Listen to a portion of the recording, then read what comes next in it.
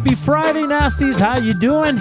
It's finally game day for your Edmonton Oilers as they're in Utah to take on the Utah Hockey Club. 7 o'clock puck drop. We're so excited, Gager, we can get back to just breaking down every damn detail of an Oilers game. It's been far too long, but it's going to be a fun one tonight. Good to see the boys back. We'll get to lineups, players that are out, and all that fun stuff as well. Tons of news still coming out regarding the Elks and BC Lions coaching search from Farhan Lalji. Today on the show, though, 140, Cole Bagley, KSL Sports out there in Utah. He'll join us to, it's kind of our first time talking the Utah Hockey Club, so we'll get a good idea of how they've looked this season.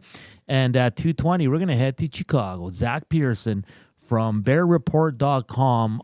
He was a regular almost at 1260 Gager, and obviously big news out of there this morning after that debacle yesterday afternoon as Matt Eberflus out as head coach, and we'll get a good idea of what's going on there. Another down season for the good old Bears, but outside of that, we're just going to have some fun, and more importantly, our guy Joaquin Gage is back in the studio. Yeah, that's right, buddy. But I'm only here for an hour, so it's Black Friday today. You gotta go shopping? No, it's my national holiday.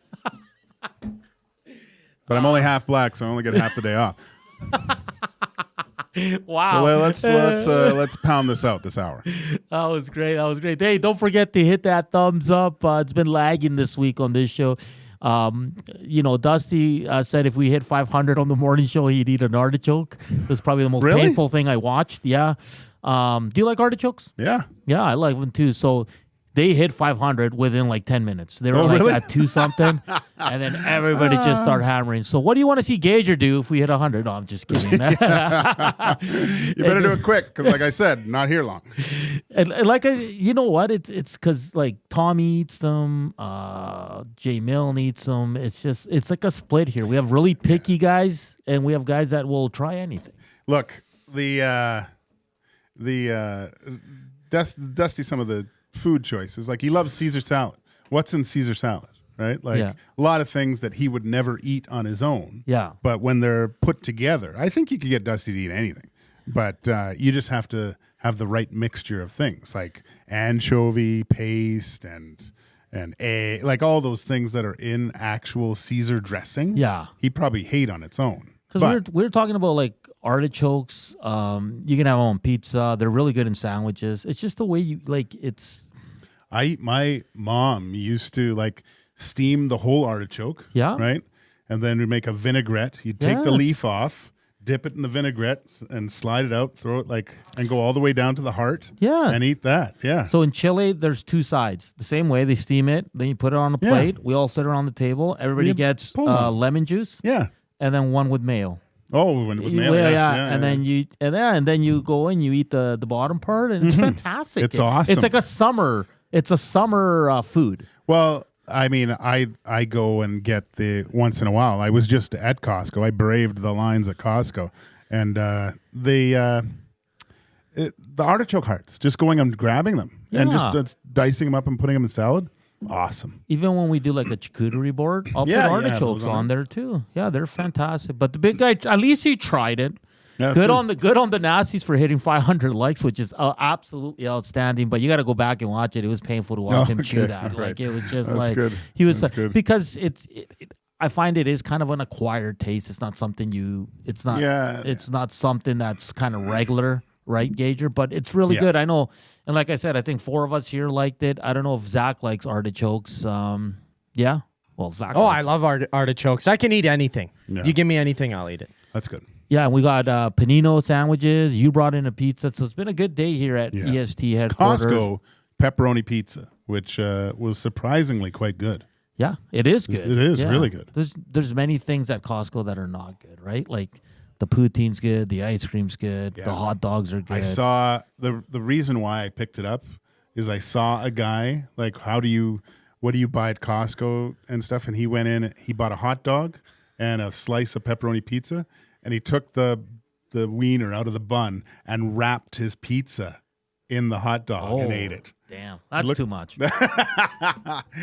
That's too much. Hey, you want to listen to us? Hit us up on EdmontonSportsTalk.com. Tune in or the iHeartRadio apps. You want to watch us, EST YouTube channel. You can also converse with us on the nasty chat that's already lots of messages on there, or text us 780-218-9999. I am a little sad. The EST flyaway is done.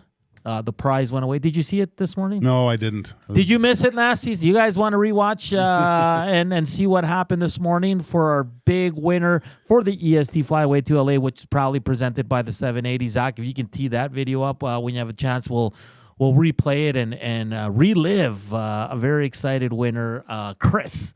He said he's going to call the wife and tell her they're going on a nice little vacation. Oh, yeah. He's in the good books for I bet.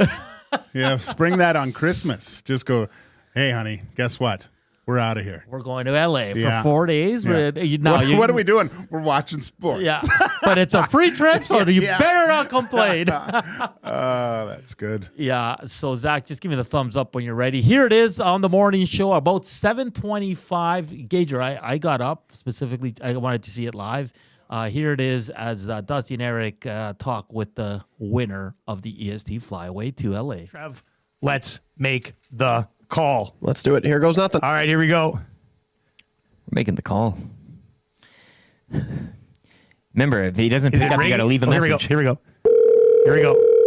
Oh, I pick up. Hello? Hi, is Chris there? Oh my gosh. Yes! You're kidding me. Yes! Congratulations, buddy. You're going to Los Angeles. Oh, this is unbelievable. It is unbelievable. You're right. You're going to get to go to the new Intuit Dome and see the Clippers and Warriors. You're going to get to go see the Rams take on the Cardinals, and Edmonton versus Los Angeles or Anaheim to be determined. It's flights. It's accommodations. It's all brought to you by the 780. What say you, Chris? Oh my, well, I'm going to have to let my wife know. I was going to take Damon Bunting because he's such a great, amazing guy, but I think I'm going to have to go with the wife on this one. So what is your wife going to say when you go to her and say, I've won us a trip to Los Angeles by listening to Edmonton Sports Talk? Well, if she's not converted to an EST junkie, she will be now.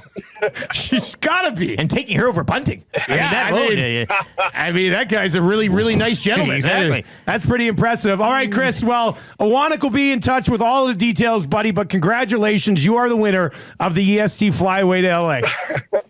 Thank you, guys. I appreciate it. You guys are amazing. Awesome. Once again, congratulations to Chris. Good job, Chris. I think he qualified in early October, the guys really? were saying. And there's some good texts. One guy texted and he goes, I guess I got to call my wife and cancel her vacation plans.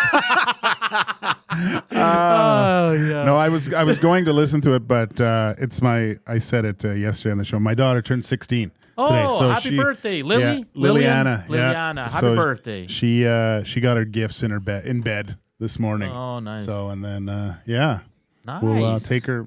I'm a chauffeur again. I guess I'm taking her and her friend for dinner and Nice. and can't believe it. Sagittarius. Who knows? My sister's Sagittarius. Oh, is it a Sagittarius? Yeah. Good luck, buddy. Really? Yeah. Oh, it's a mess. All It was good. she's a 16-year-old. Jeez, I got a 19-year-old and a 16-year-old. That's crazy. This is nuts. That is crazy. Hopefully they get out of the house soon. Mr. Bleach says, game day, Gager. This one says, where's a Gager in the house from Lars. Mex Bezuzu says, Gage in the cage. Gager Gun Show from Rip City Step. Oh, yeah. It's just- Penner's Pancake says, someone should bake a bunch of chicken fingers laced with anchovies and pickle herring. Rip City Step says, where is it? This one. You can trick Dusty into eating anything if you made it look like a chicken finger. So that's a good stick, though. Once a month for 500 or 600 thumbs up. What will Dusty eat? Because I said mussels next. mussels. Those are I love mussels. yeah, mussels are good, but it's got to be the right month, right? Can't be those red tide months. What is it? End in I don't know what it is. There's a way to count which months are good for shellfish. Yeah, and of course, we're coming to you live from the William Huff Studios here in the west end of the city. Gager, it is game day. The Edmonton Oilers 11-9-2 taking on the Utah Hockey Clubs. Their first visit to Utah, pretty exciting for the team. 9-10-3. Pickard is getting the start. We were joking over there saying, I was like, why is Pickard? And then Maddie kind of, well, it's back-to-back. I was like, oh, yeah, it is back-to-back. And then we said, why can't goalies play back-to-back? You played 3 straight one time, Gage. Well, all the time in the minors. That's what you did. The nice thing is there was no 3-and-3s when you got to the NHL. You didn't have to worry about it. Yeah, I mean, I don't know why you can't play one guy 2 straight games. It doesn't make sense to me. Yeah. If you can't play 2 games as a goaltender, what are you doing? Like when playoffs roll around, and I know you get a break in there, but you would think the regular season being preparation for that time that you would want to push your guys a little bit. I mean, back in the day, that was done on a regular basis. And I know now people look at stat like the analytics of on the second game, the same guy playing aren't always great. Yeah, I guess, and that's probably the reason for it. And we came up with the reasoning of why you would start Pickard, and we came up with, well, you start your second guy in the first game. That gives you the best chance to win. On the back end of a back-to-back, you play your big dog. Yeah. Because of usually the stats show if you play 2 guys in back-to-back, it doesn't work. You play your number 1 guy. Maybe he's going to provide you with a goaltending performance that warrants maybe a first or second start, and you come out of there with a win. Yeah. So, but, man, I don't know. I mean, we've been talking about it. I think after 5 days rest, if I'm a coach and I see my guy have a good game, the last game, I want to see if he can build something here. I'm playing him tonight, and if it goes well tonight, I'm playing him tomorrow. Yeah. And we'll see how he goes and see how he feels, and maybe that's when you throw in the other guy on the last leg of the road trip, and right? He's young. Oh my God! Not a lot of miles on Stewie Skins, but and listen, Pickard's been fine, but you need this win. It's been 6 days. You're coming off your most impressive win of the season. Go with your number 1 guy. I'm a little annoyed with this. I understand it's back-to-backs, and I understand no one plays their goalies back-to-back. Some do. Gager, it rarely works out, but again, like this team is not like it's. I don't know. Again, nothing against Calvin Pickard. I think he's been good this season. I mean, but like you said, play Calvin Pickard twice, but it's not going to end up that way. It's not a 1A, 1B. It's a starter and a backup in Edmonton's situation. I don't know. I think you start Skinner, you get the 2 points. Like they always talk about, we stay in the moment and stuff. Well, stay in the moment, game to game, then. Yeah. And you always have this. The goalies have become soft, man. I don't know. I like it, and that's coming from a goalie. Just the whole the penalties and stuff. Guys don't battle through.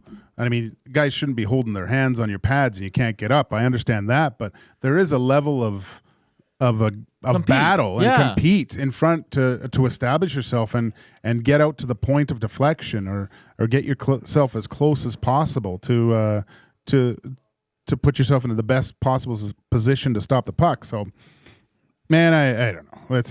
It's frustrating to me a little bit.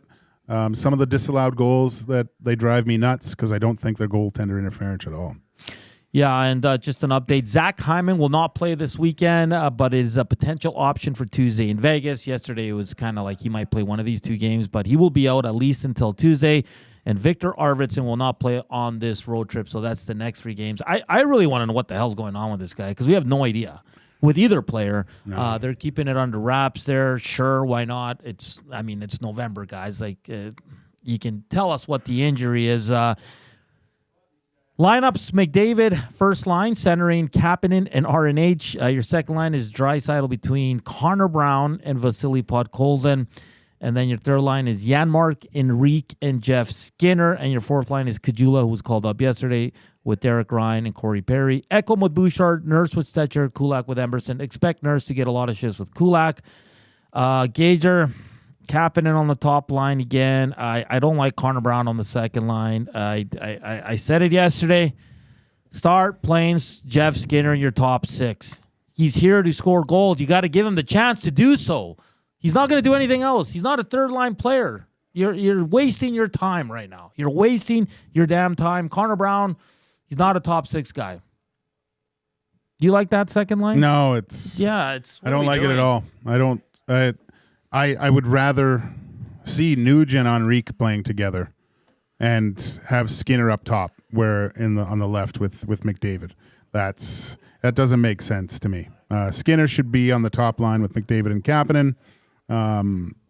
And Nugent Hopkins, I mean, he's a shadow of what he was in the previous seasons. He's got to get her going. And both guys that are out have to get her going. Once they come back. Yeah, of course. Zach Hyman usually has more disallowed goals at this point of the season than he has goals. And I'll stand by it. I don't think Kapanen's here by Christmas. And, he's getting a great opportunity unless he goes completely off here. And, listen, I'm okay with Podkolzin with Draisaitl. The coach loves that pairing. Obviously, he's not going to go away with it. I don't mind Podkolzin's game, but you need to produce more. But Connor Brown there, Gager.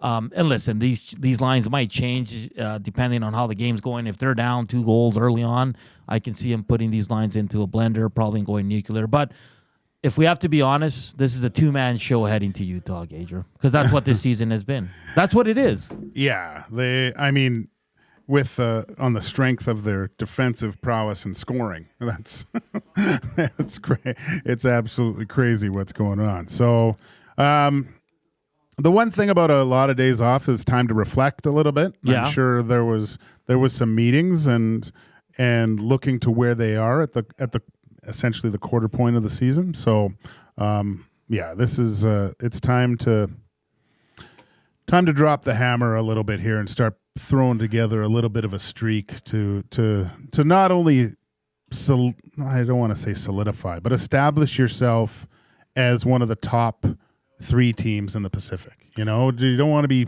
flirting with that 3rd spot all year. You want to be battling for 1st and 2nd. Yeah, and listen, I understand injuries, and that's what leads to different lineup changes, but you got to stick to one lineup eventually here, and it's driving me crazy, all this movement. It doesn't work. It doesn't work. You might get a quick little glimpse of it, and, you got an assist, and, we're celebrating a guy who has 1 goal in 22 games because he retrieves pucks. Like, seriously, nothing against Vasily.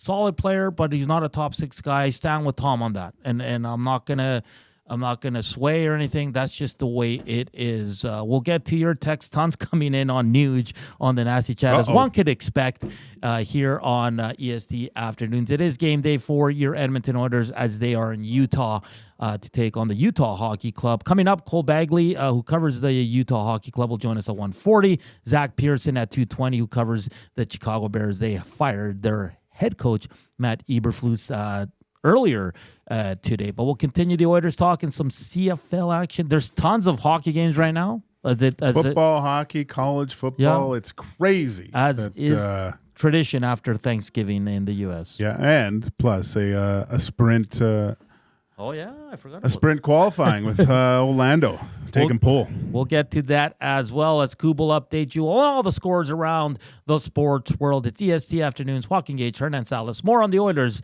after the break. But first up, here's Zach with a sports update.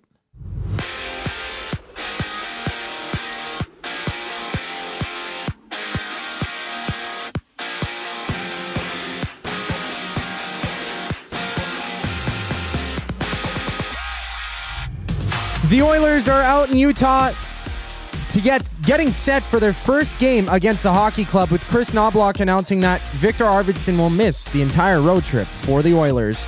Join Tom Gazzola and Hernan Salas for the action at Hudson's Canada's Pub in West Ed as he goes live for the GCL Diesel Oil Stream pregame show at 6, only on EST.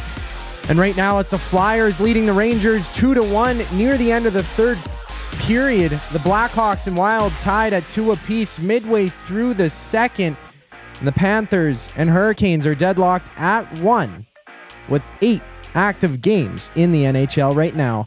And according to TSN's Farhan Lalji, Spencer Zimmerman, Hamilton Tiger Cats assistant general manager and director of play personnel, is expected to join the front office of the Edmonton Elks. In the NFL, Bears head coach Matt Eberflus has been fired after dropping a tight 23-20 decision to the Lions yesterday.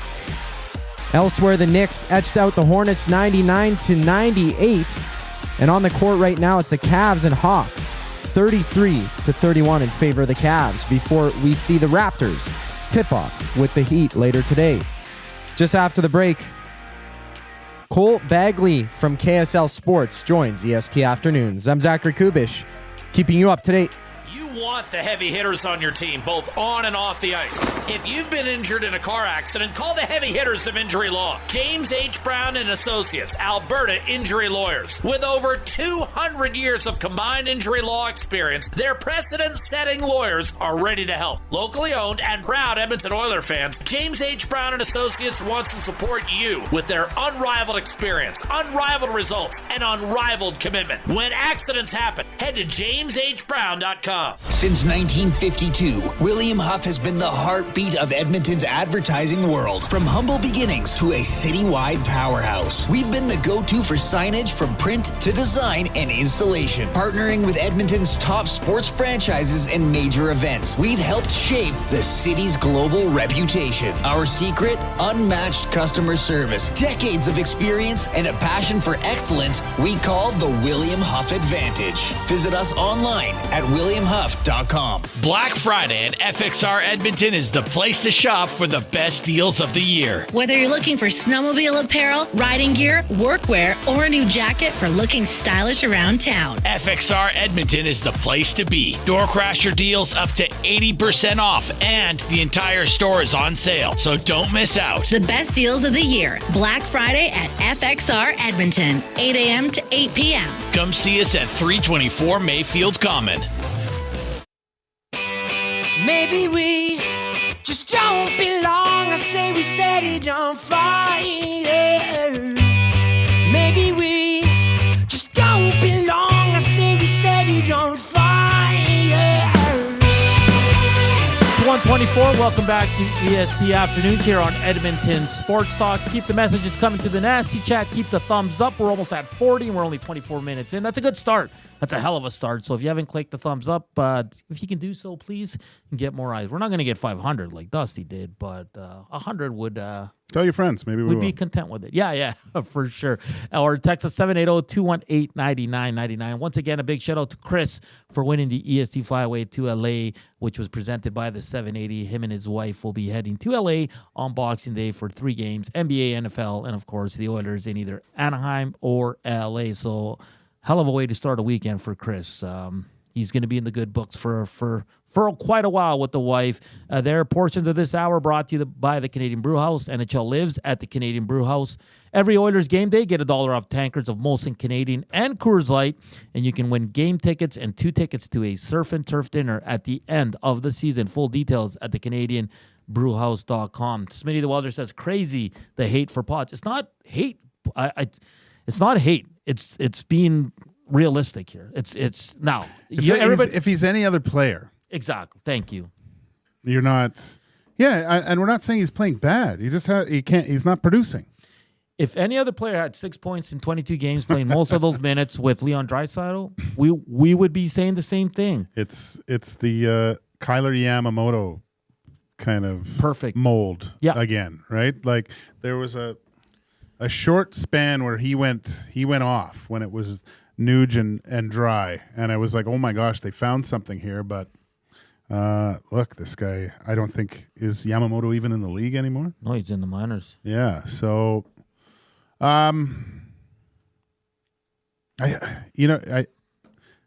there's something there with Podkolzin, but I don't think. I think the first year was kind of an outlier with the 14 goals.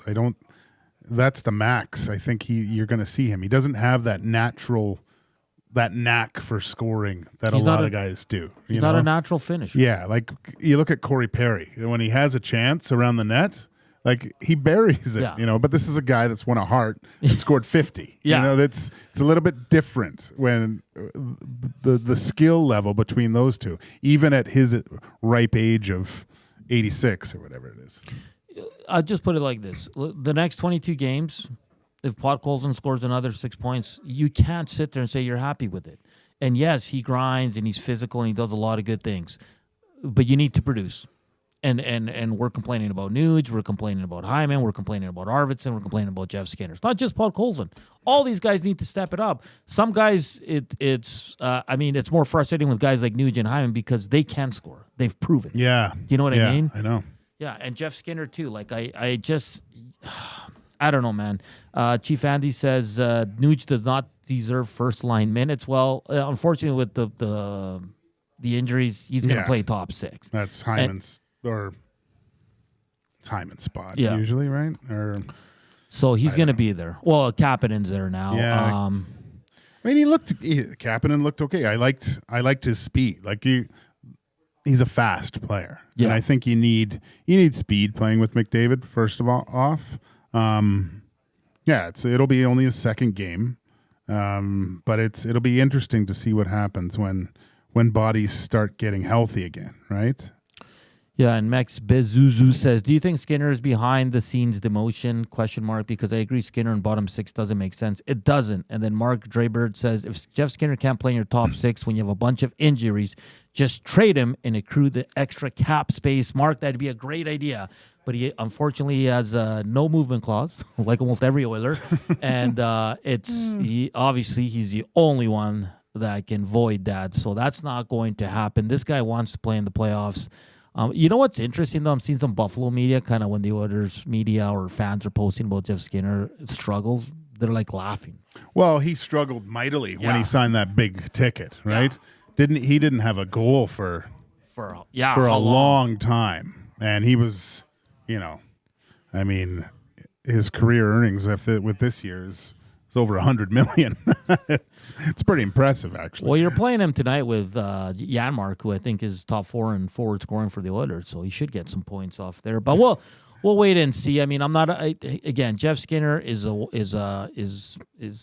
to score goals, and you got to give him the opportunity. And I just feel like since kind of like that game 8-9, he's fallen out of favor with the staff. He has started some games with McDavid, but it doesn't last long, Gager. And the power play is not getting better. And we talked about, everybody was like, oh, don't worry, it hasn't. We're 2 months in, Gager. So why not change up a few things? Nuge is not going. He's not. Nuge's game is so far off right now, and maybe he needs the power play to get it back and get some confidence. But at what point does Chris Knoblauch need to look and say, okay, this power play is just not clicking like it did the last 2-3 years? Let's make a small change and take one guy out. In a perfect, for me personally, I think what I would do is I would give it, because it's been so good. Okay, I give it this road trip. This is what I do. See how they perform over the next 3 days. It doesn't look like Arvidsson's, like he's still at home, right? So I don't think he's planned to be playing anytime soon. If he is ready after this road trip, I'd like to see Arvidsson on Nuge's side, just because it's a right shot, and it's another one-timer from that side, right? So, because even if you're going from Nuge back to Kubusch, it's not a one-timer, right? Yeah. It's only from Draisaitl or Connor if he's flying around from there. So this gives. You know, when Connor picks up the puck and kind of dances to the middle, and usually it goes back to Leon down low. But if Arvidsson is off to the side too, it gives McDavid options for 2 sides. And we've seen Arvidsson unleash that thing against the Oilers when he was with the Kings. Yeah. So I think they need to a little bit of a reset or a refresh with the power play and just give it another look, because by all accounts, teams are doing quite well against it, and I think they need to have another set play that teams have to worry about. Yeah, and Jeff Skinner, Gager, he can score on a one-timer. He has a wicked shot. Yeah, that's his thing. And again, you keep going back to the well with the same 5 guys, and I get it. It's a historic power play, but it's not this year. Let's just call it how it is. Like right now, they sit at 15.8% Gager. Like that's not good. No, they like it's. That's not a slump. It's just your power play is not good this year. Plain and simple. I understand how hard it would be you've seen how good it is, right? That's been such a strength of the team for such a long period of time. But when it starts to falter, Yeah. you have to find something to get it back going. And that, to me, what are you going to do? It's going to be a personnel change. Do you think he feels like it's disrespectful to move Nuge off it? I think so. You worry about, you shouldn't have to. No. But you don't want poopy diapers, you know? Like, is it Nuge's fault that the power play isn't where it's at? No. Yeah. You know, it's not him personally. No. It's a combined group effort. But he won't shoot Gager. Well, he's got no confidence. Yeah. Like he was in the slot the game where he did a drop pass. Yeah. Where if he kept going, he would have had the whole right side of the net to shoot at. Yeah. You know? He is not feeling it at all. And I thought maybe, you know, he scored against Pittsburgh, so he gets one, gets another one. I thought you'd start to see Nuge kind of get somewhere here, but hopefully this break has done a little bit of good for him where he can kind of just reflect. And just, you know, reset. Not have to think about it too much for a few days and hopefully get back at it tonight. Rip City Step says, I'd like to see Nurse net front on the power play. Change it up. That's just crazy talk, Rip City Step. Yeah, not with that stick. And Max Bezuzu says, keep Nuge in the power play, but move him to the third line. I think that could be a possibility once you get everybody back, Gager. But for now, it's one of those things that, he's got to play in your top six. And I do think it's a respect and kind of a loyalty thing, and I think a lot of coaches have it. And Gager makes a good point. You don't have to respect your players and communicate with them, but you're coaching to win games, man. You can't be worried about that stuff. And because I heard Dusty with Tommy and I think Jay and Eric, they all said on the hangout like they're a little bit worried about tonight's game, and I think I am too, because this team played their best game, beat a really good Rangers team who's kind of in shambles right now lately. Looking to make some moves to spice that group up. But, Gager, we've seen this team when they win like that, they always lay an egg. And coming off a long layoff, Gager. Oh. Yeah, I mean, I don't expect their best in the first 10. Okay. I think it's survival mode. If I'm Utah, I'm jumping all over them, right? And you want to establish your game quickly against a team that's had this many days off. Yeah. But how do you weather that? Good goaltending, good structure. Things aren't working, you know, making sure that you're not compounding the problems with giving the pucks away, things like that. Good puck management. Usually in those situations, you come out of that first period tied, right? So, or maybe that first 10 minutes and then go from there after that initial push from the home team. But look, they're in a situation where their last game against the Rangers was the first time that they played a full 60 minutes. Yeah. They got to continue doing that and keep getting used to what it takes to be successful. And I'm not saying this because I think Utah's going to be an easy game, because I don't, but you want to win going into Colorado. Right? Yeah, yeah. Colorado's a tough team, Gager, and not a lot of success in Colorado. They've been fun games. Yeah. A lot of high-scoring games, and it's obviously Skinner's going to get the net tomorrow night, but tonight it's, one of those things where I feel like if they lose, it's a big step back for this team. I guess it depends on how they lose. Well, I like the opening face-off. Connor, probably McKinnon. Let's see who snaps it back. Yeah. You know, just set the tone. Like, how many times you see Crosby go up against guy and he just he almost scores on his own goalie. He wins that back so hard. You got to be in there, and good opportunities for guys like Connor Brown and Kasperi Kapanen. I can see on your screen the Flames are losing. I was just looking at that. I know you just added Dustin Wolf to your team, and he. I gave him the opposite of the. Let's just say the Wolf's not howling tonight. Oh boy, I forgot to read this one real quick. Waddy says, "How did your daughter Gager like the hairless cat her brother got her for birthday?" No, I told you before I got home, and my son, who says I'll be responsible, so to drive in, he's got to drive his car, And it was garbage day, so the garbage can was out front in the way where he parks on his side. Yeah. And so he has to drive around the garbage can that's open, so and he pulls into the garage and leaves. I get home and see the garbage can still there. That was like, you can't even put the garbage can back.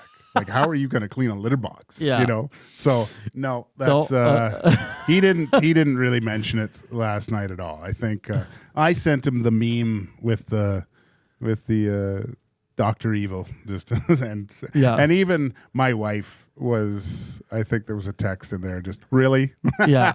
So you can wait I think there was, you can wait till you move out. When you move out, you can be an old cat person all you want, but as long as he's under our roof, there's a no feline policy in our house.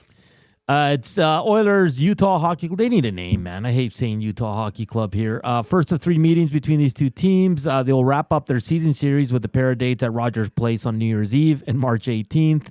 It should be a fun game. Calvin Pickard gets the start for your Edmonton Oilers. Are you worried, like me, Dusty, J. Milne, Tom Gazzola? Are you a little bit concerned about tonight's game with the long layoff and knowing how this team likes to feel good about themselves after a win and then kind of come out and don't give out don't put their best foot forward here, Gage? It's going to be a fun 2-game set, and then Tuesday against the Vegas Golden Knights. Quickly, I just want to say some reports.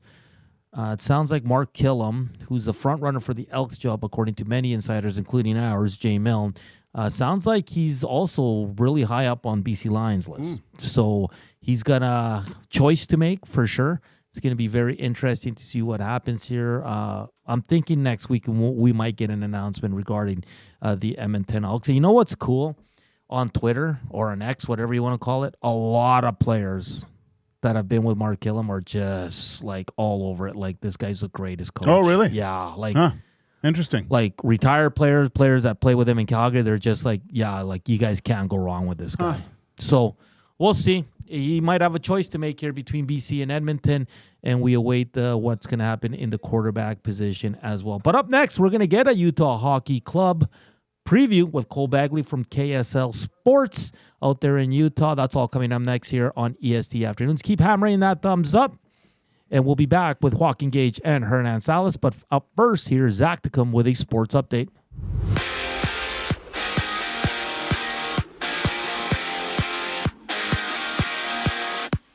Calvin Pickard gets the start for the Oilers when they get set to take on the Utah Hockey Club for the very first time. And you can join Tom Gazzola for the game down at Hudson's Canada's Pub on Bourbon Street as he goes live for the GCL Diesel Oil Stream pregame show with Hernan Salas just an hour before puck drop.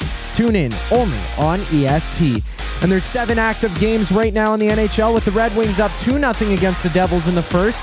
The Panthers leading the Hurricanes 3-1 nearing the end of 20. And the Canucks having the only goal in their game against the Sabres with under 2 to go in the first frame. In the football world, TSN's Farhan Lalji reports the Elks are expected to add Hamilton Tiger Cats assistant general manager Spencer Zimmerman to their front office. Down south, Matt Eberflus, head coach of the Bears, has been fired after yesterday's 23-20 loss against the Detroit Lions. And in the NBA right now, the Cavs head to halftime up 52-50 against the Hawks, and later tonight we see the Raptors take on the Heat. On the other side of the break, Cole Bagley from KSL Sports joins Hernan Salas and Joaquin Gage. I'm Zachary Kubusch, keeping you in the loop. Wake up with the Nielsen Show with Dustin Nielsen and Lieutenant Eric. Weekday mornings 6 to 9 on EdmontonSportsTalk.com. Book your holiday party at the CBH today. The Canadian Brewhouse is your ultimate destination for events, parties, fundraisers, and more. 'Tis the season to celebrate. Visit and book now in-store or at thecanadianbrewhouse.com. 780 is just another lame-ass, low-budget local shop. Homegrown right here in Edmonton. 780 is both the shop name and their in-house clothing brand that celebrates all things unique to E-Town. They also work with close to 1,000 local vendors from the 780 to help promote and get their brands off the ground. Check them out online at 780.com or at any of their 5 locations at Southgate, Londonderry, Kingsway, St. Albert, and the Outlet Mall by the airport. Hi there. If you're like me, you like to picture yourself in luxury, even though there's absolutely no way you could afford it. And if you can, well, even better. Thankfully, I picture myself in something that is luxury, but still absolutely affordable, like the all-new Mazda CX-90 from Park Mazda. With the new luxury features like facial recognition settings and quilted detail Napa leather seating, I can pretend to be comfortable with all of my proper settings activated without even touching a button, thanks to Mitch Lewicki and the great staff at Park Mazda. I like to picture Mitch Lewicki in a tuxedo t-shirt because it says, like, he wants to be formal, but he's also here to party too. Park Mazda, your dealer for life in Sherwood Park off Y Road Park.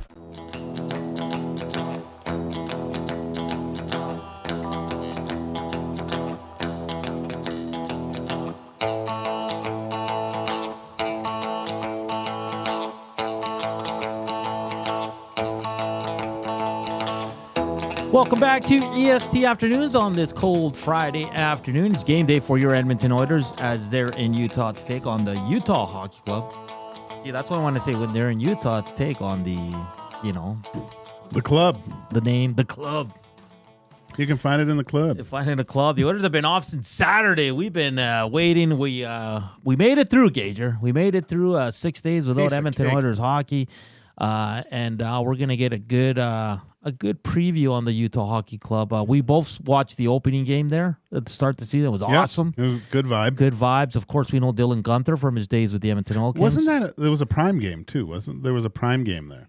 Because I remember watching the panel with the Moose was there. Yeah. But this is where, you don't like the name. And they need to, I think, by all accounts, it's going to be Yeti. I like this, like there's mountains in the back. I think it fits that team perfectly. Oh, it's beautiful. Yeah, like they showed pictures from when the Oilers arrived yesterday and just the background. Yeah, it looks was good. Just great. As we're joined now by Cole Bagley, digital insider for the Utah Hockey Club on KSL Sports. Cole, how you doing this afternoon? Good. How are you guys?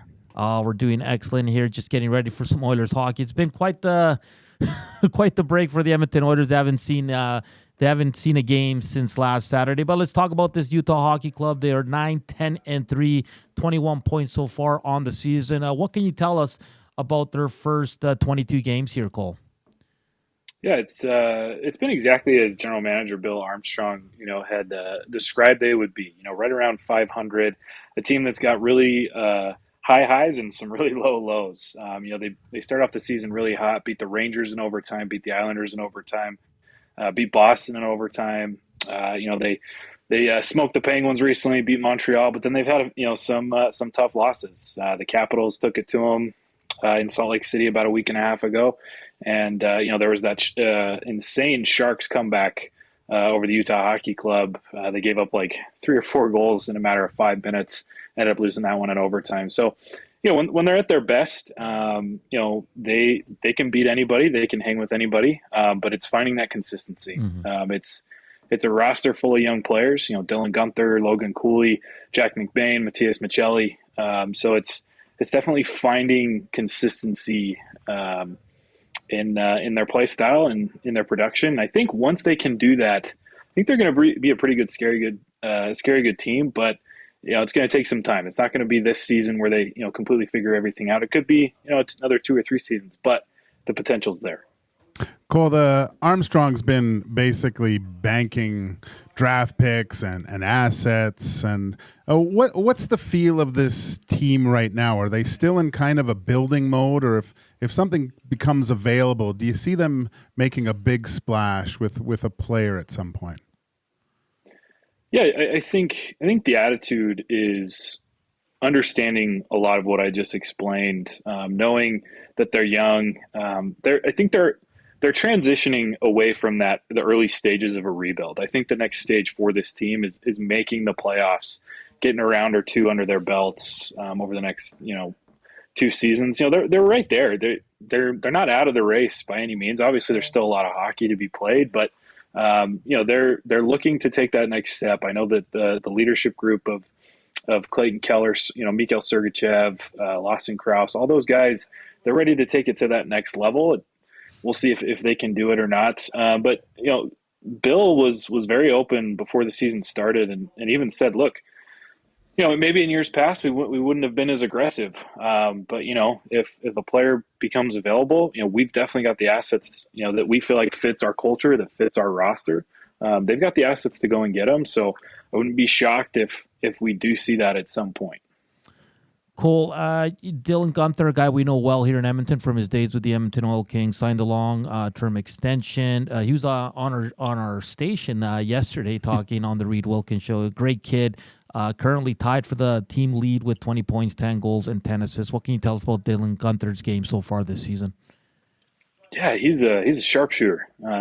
He has got an incredible release. He's able to put the puck in the net at an elite level, and I think the most impressive thing about Dylan's game as of late is the adjustments that he's made to get back on track. He had about 6 or 7 games where he hadn't scored after starting the season off really hot. He had 5 goals in, I think, 3 or 4 games, and then just kind of went silent for a while. But what I've noticed and what I talked to him about today is, have you made adjustments? And the adjustments that I've noticed is, during that cold stretch, he was kind of waiting for the puck to come to him. We all know where his spot is. He loves that left face-off circle. He loves the one-timer. It's similar to what Ovechkin tries to do. But how has Ovechkin made a career out of that? Well, he's found ways to still get the puck in the place that he wants, and that's what I've seen is Gunther he's moving a lot more off the puck. He's finding ways to get open, and then they've had a lot more urgency in their delivery to get the puck to him, and that's why we've seen him score 3 goals over the last couple games. And he said he's also working harder towards the net to try to get some greaser goals, and he did that as well against Pittsburgh. So I like that we're seeing adjustments. He had a lot of good productivity to begin the year, but teams figured it out, right? They started to realize, okay, who is this guy? What's he going to do? How is he going to hurt us? But to his credit, he's now that he's I would assume he's on a lot of scouting reports. He's finding ways to still put the puck in the net, which in my perspective, that's what elite players do. Sergachev has been a great defender for. What can you tell us about his game? I mean, there's been a lot of injuries on the back end of the Utah Hockey Club, losing Dursey, who I think is going to be a phenomenal defenseman if he's not already. But how has he taken on that load of being basically that number one guy now, and what does he mean to this team right now?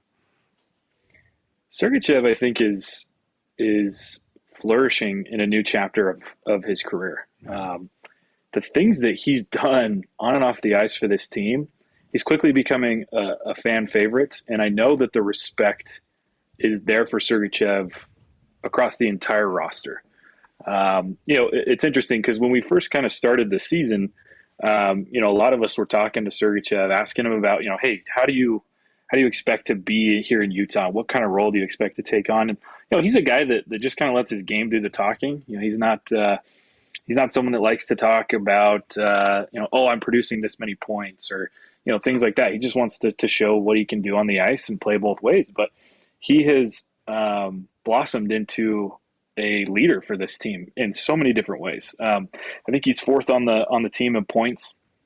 I think he's got 15. He's on track to have the best offensive season of his career. He's scoring big time goals. That goal against Montreal was huge. They needed those 2 points, and he answered the call. And he's been wearing an A on his sweater over the last 2 out of the last 3 games. And it just kind of felt inevitable. A lot of us in the media here in Salt Lake were kind of going, how has this guy not kind of been named to the leadership group yet? And as we started having those conversations, all of a sudden we noticed an A on his sweater against Pittsburgh. So he means so much. He's playing 25 minutes a night. He had 30 against Montreal. He skated something like 4 miles.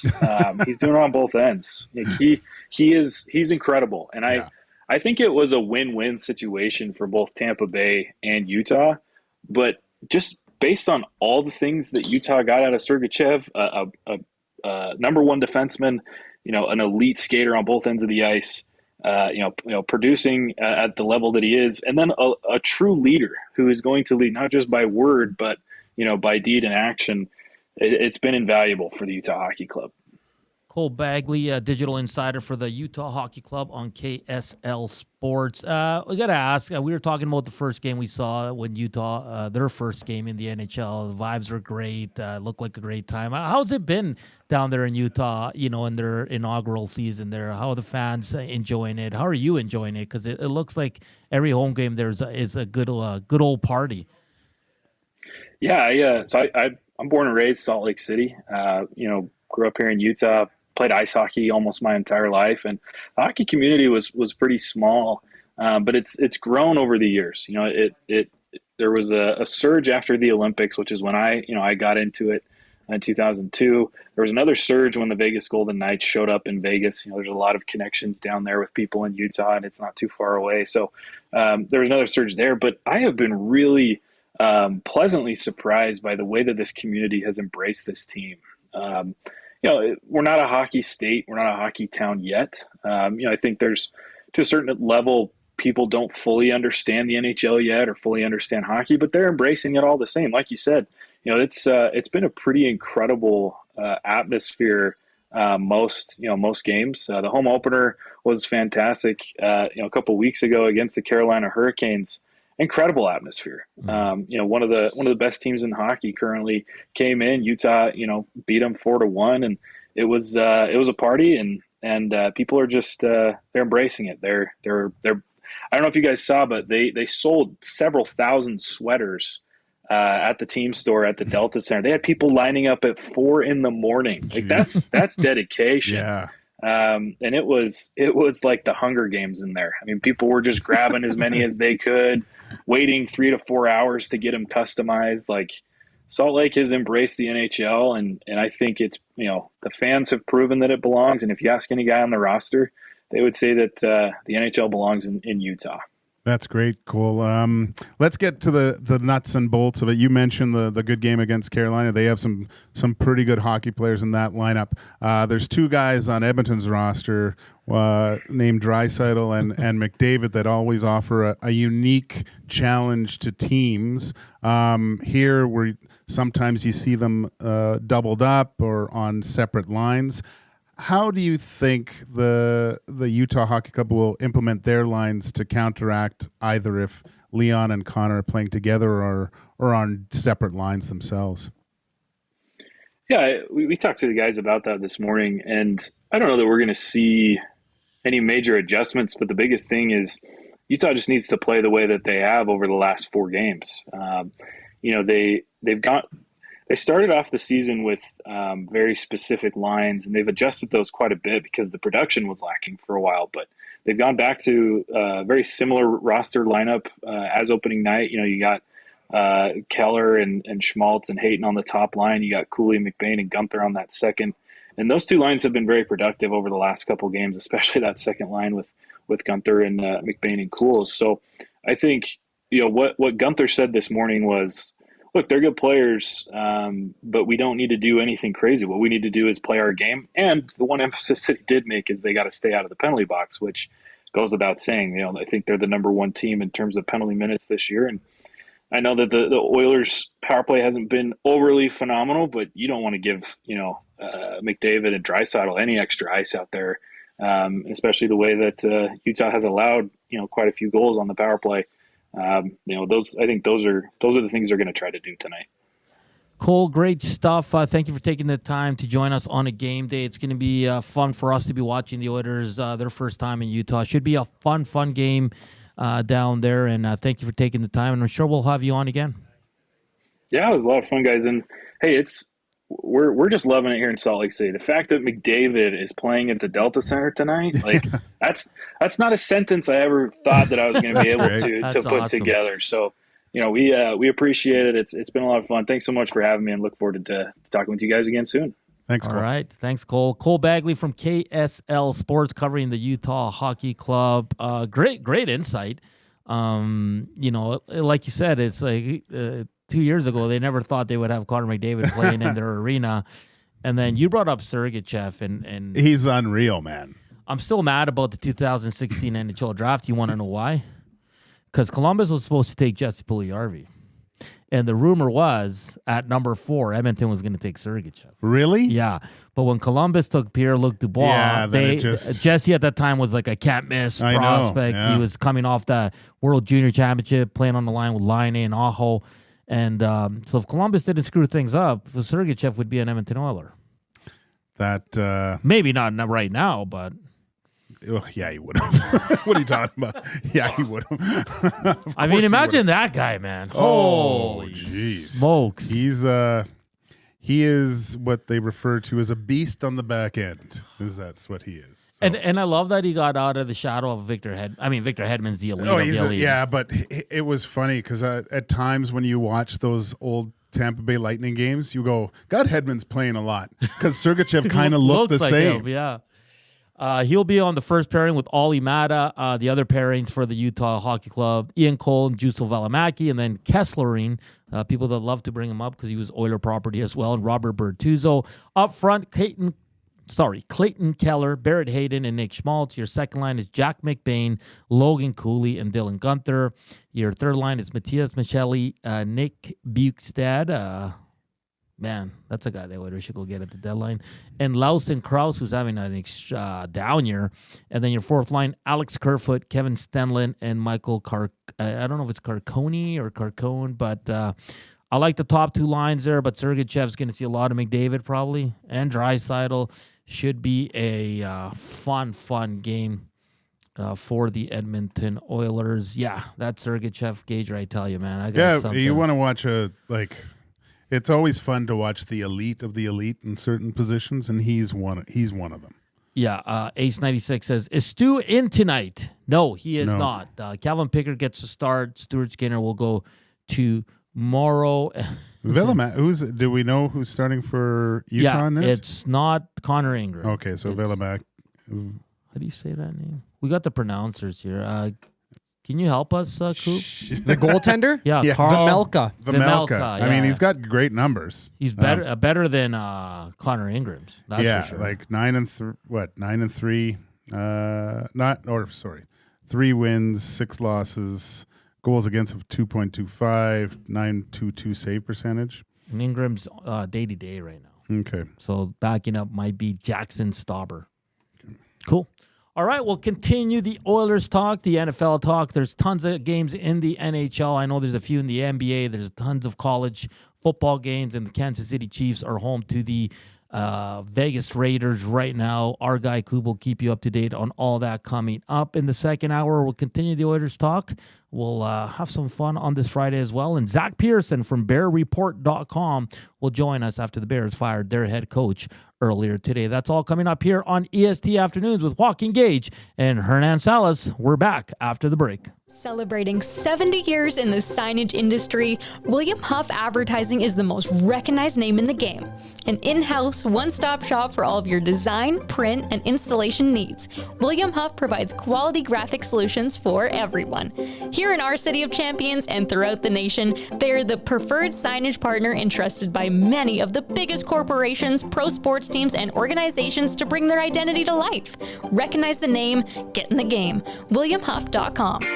Your brand deserves more than just a whisper, it deserves a buzz. At the Hive Product Marketing, they specialize in promotional products that bring the buzz. From eye-catching giveaways to unforgettable keepsakes, they got the perfect products to make your brand stand out and get noticed. Visit the Hive Product Marketing and let them create the buzz your business deserves. The Hive Product Marketing, the official merch partner of Edmonton Sports Talk. Visit them online at thehiveproductmarketing.com. Looking for a winning strategy for your retirement? Contact me, Joaquin Gage at K4 Financial, where expertise meets dedication. I will always look for a careful approach to your retirement, ensuring your financial future is secure. From tailored strategies to clear, actionable advice, I'm here to guide you every step of the way. Don't leave your future to chance. Get in touch with me, Joaquin Gage, today at k4financial.ca or email joaquin.gage@k4financial.ca to start planning for a brighter future and a more secure retirement.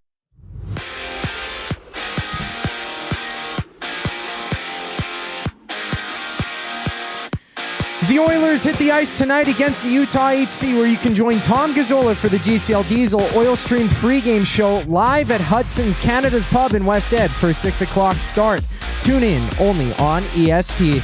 And right now it's the Preds up 1-0 over the Lightning at the end of 20. The Blue Jackets leading the Flames 2-0 heading into the second.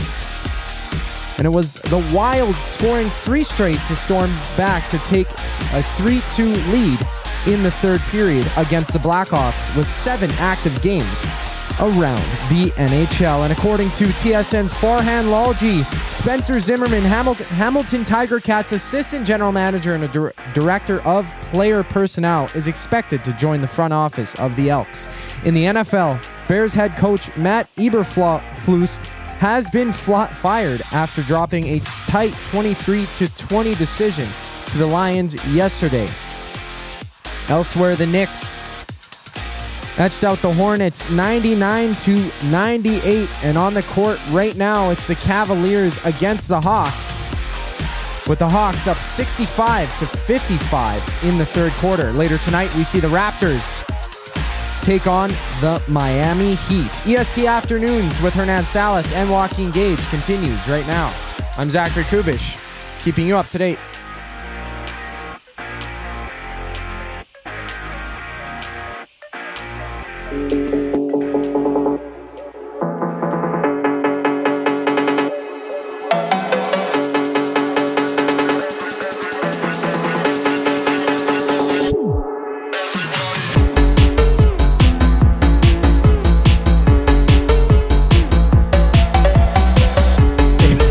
It's hour 2 here on EST Afternoons.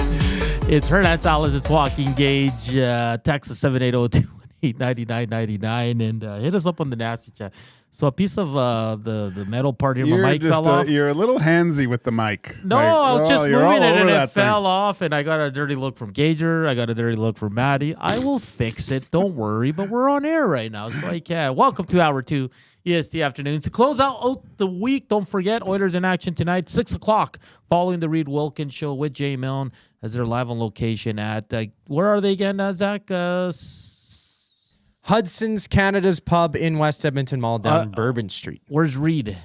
Oh, where's Reed? Yeah. Oh, geez. Sit and sleep. Sit and sleep. That's beside it, Planet Fitness, South Edmonton Common. So Reed and Jay coming to you live from 3 to 6 at Sit and Sleep in the South Side, South Common. Go say hi to them. Go hang out with the boys. Maybe bring them a coffee. Oh, make sure you go by there. I'm sure they'll have some sort of Black Friday deals, and yeah, go sit and check some stuff out.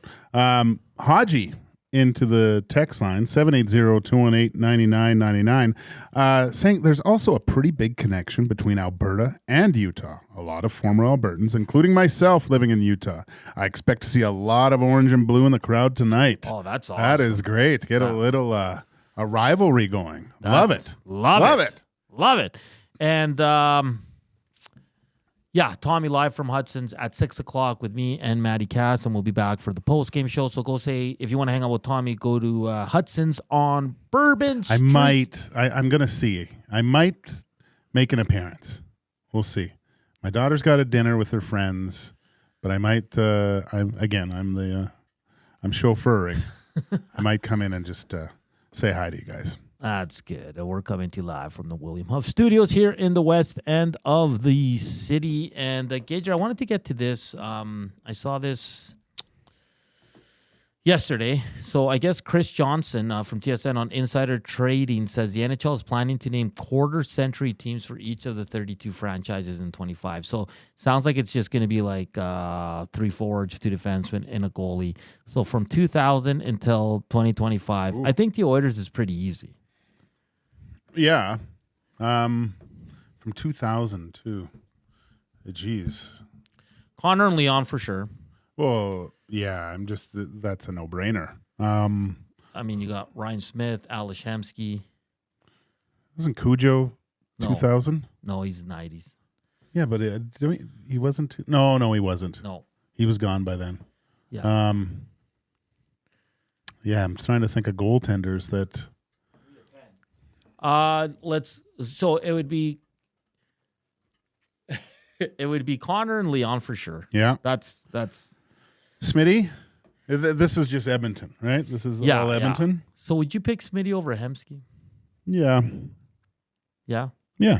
There's no other forwards that could make the list, right? Yeah. No, I don't think so.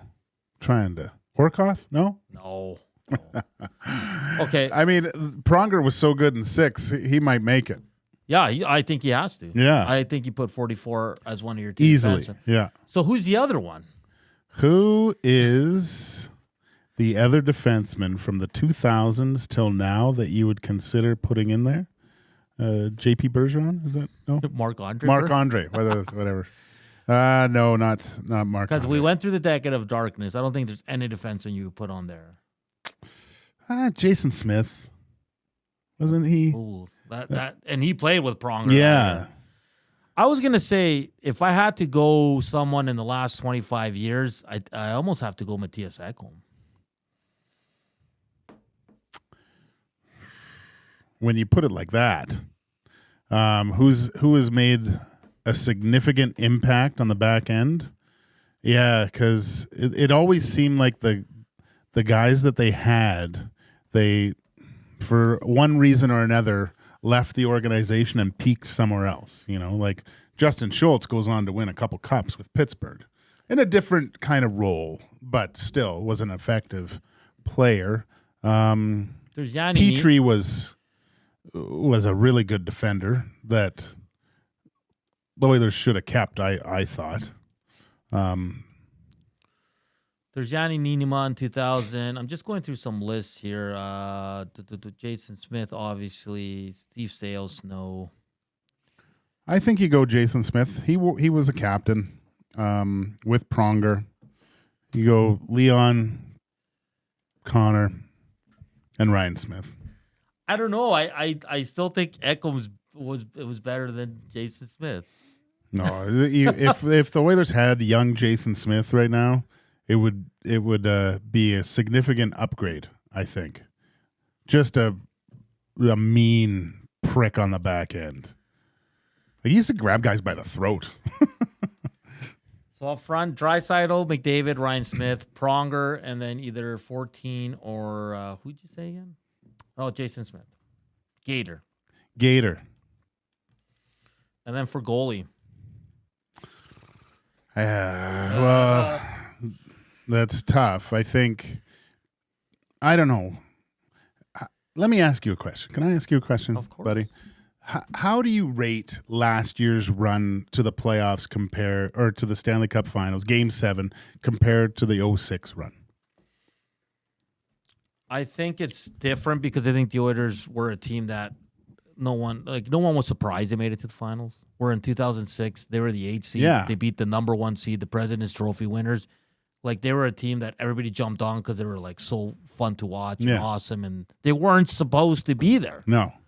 So when they lost, it was like you were crushed because you were so close, but at the same time, you're like, man, this team, like, it wasn't expected to make it that far. Where last year was, this team, it needs to get to the Stanley Cup final. Do you know what I mean? Yeah. So, but saying that, it just kind of, it resonates more with me, that 2006 run compared to the last year's.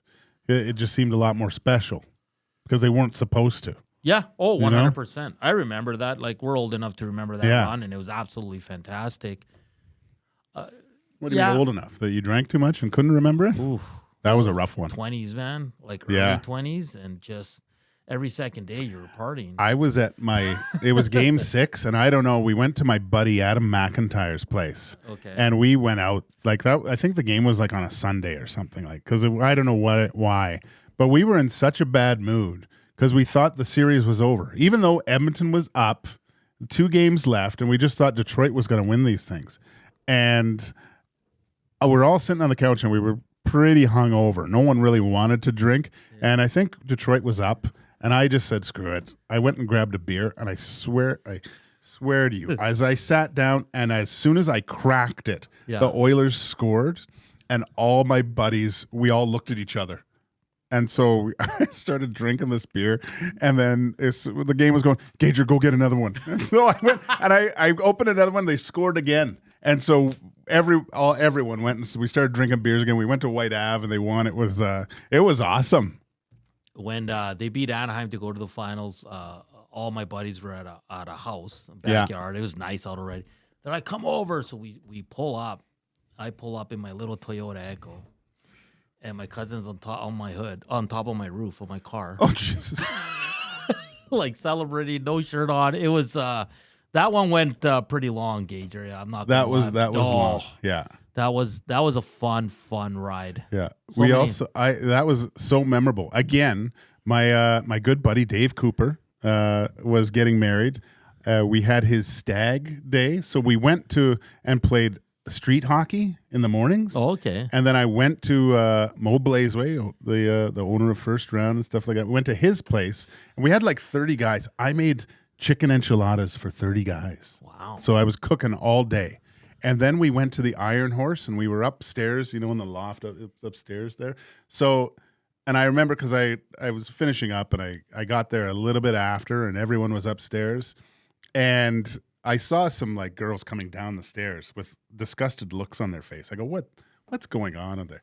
But if you can imagine chicken enchiladas, 30 guys working out all day and crushing these things, and all enclosed into a little space, it smelled absolutely horrible upstairs, and everyone was just blowing that place Just apart. gross, though. Oh, yeah. It was so funny. Oh, we gotta let's pick our goalie. I have three options: Tommy Salo, who's one of my favorite Oilers of all time; Dwayne Rollison, but he only had the Cup run. He wasn't good after that. Well, the teams weren't very good. Yeah.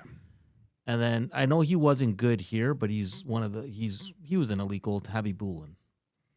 Who would you go with? Well, I'm just Gager. I was there in 2002, or whatever. I don't. It's Happy Bulin, but I think I would put Devin Dubnyk in there. But Doobie was good when he left. I know, but there was something there. Like I always felt kind of bad for him. Like he had some horrible teams. Yeah. And I distinctly remember I had to turn a game off once because I felt like he probably stopped the first 8 shots. And then one went in and it wasn't great. And the fans were just like, oh my God. And I think he got traded like the next week. It was just, and it took him like a year to recover. Like he bounced to a couple different teams. I think it was he went to Nashville and then he went to Montreal. Montreal first, I think. Was it first? Oh yeah, because Cassian came. Was it the Cassian? Was that it? Cassian came for Scrivens. Oh, okay. I knew it was a goalie. No, he came for Nashville. Think Hernan. Yeah, I remember I was at Nate for broadcasting school when that trade went down. I was having a beer. We're always drinking at these times of critical historical events with the Edmonton Oilers. I felt bad for him, and then, Ben Scrivens, one of the greatest, not only just an Oilers goalie performance, but one of the greatest goalie performances ever in my mind against the San Jose Sharks when he beat them 1-0. That was crazy. Yeah. That was absolutely crazy. Some was due to a little bit of poor rebound control. I give it to him when I see him about that. But, he was taking so many goals away from, like, sometimes he would make, like, 3 stops. I remember Joe Thornton going, like, you could read his lips. And it was just like, what is going on here? Like, empty nets, and he was reaching back and making saves. It was unbelievable. That's crazy. Was it 53 saves for the 1-0 shutout? It was stupid. It was so good. All right, so if you had to make a quarter century team, I think goalie would be the toughest one. I think you get a lot of different ones. But I think my preference, I'd go Tommy Salo. Yeah, and he kind of, after that Sweden thing, it just, his game completely fell off. I think it's between Salo and Rollison. I think so, too. Yeah. Stu, a Could few be more there. years, Yeah. it might be Stuart Skinner. And again, this is something they want to do next year in 2025. So that's it. I was thinking of it last night when I saw it, and I said the Oilers team wouldn't be that hard. Definitely, It's tough not to put Skinner there just because of the run last year, and he got within a couple goals. If things work out and if the Oilers do manage to win, and Stuart Skinner's the goalie, I think he takes that mantle. Yeah, we're at 49 thumbs up. Come on, let's. It's been really slow on the thumbs up this week. We started hot. I think Monday we had 100, and then every day after that it's been a slow decline. But I know it's Friday and people are excited and probably starting their weekend a little bit early. But hit the thumbs up. Let's try to get to 100. We're at 49 here. We got about 45 minutes left. Coming up next. Do it before the snow hits. Jeez. Yeah, exactly. Zack Pearson from BearReport.com as the Chicago Bears fired Matt Eberflus earlier today after that debacle yesterday in that panic mode, didn't know what to do. People are blaming the rookie quarterback as well. I think there's enough blame to go around, Gager. I truly do. But the coach sees the rookie quarterback is not getting to the line quick enough. It's on him to call that timeout. So we'll get a good idea of what's happening down there in good old Chicago. We'll continue the Oilers talk. Of course, 6 o'clock, the Oil Stream pregame show. Tom Gazzola, Matt Cassian, and myself. Tommy will be live from Hudson's in Bourbon Street at the West Edmonton Mall. So go check him out. You can also go see Reed and Jay as they'll be live from Sit and Sleep in South Common from 3 to 6. Is Tommy going to be freshly activated for this show? I don't know. No, because he had to go do Bozone. Oh. Then he's going directly there. I've gotten 3 activations in this week. Probably get one in tomorrow. Yeah, I can see it. 4. Jeez. Yeah. Zach's hitting the gym too. Yeah. Putting guys in the pretzel hold? Yeah, Nice. he's doing the coconut water and No? I'm getting tips from Hernan. All right. oh, you don't take tips from me, man. I am not. Would you fight Biz Nasty? Would you fight him? If there was 12 of me, I wouldn't beat one of him. I don't know. You got the background, the Muay Thai, right? Didn't he take on like 7 guys outside of a? Yeah. No, not even. That just scares me hearing about it. Yeah. So there's a video surfacing that these same guys went to another place after and started the same. Come ruckus. on. Yeah, Didn't they yeah. go to jail? Biz Nasty. Yeah, but after that, Biz Nasty retweeted it. Really? Yeah, like a few of them went somewhere else and they were like, they were pushing a girl, a staff member. Like these guys were just idiots. Wow. That's pretty embarrassing that you get kind of tossed around by one dude, though. Yeah. Like, it is Biz Nasty, though. And just the Rangers lost this afternoon. That's 5 straight losses. They might be willing to make some moves.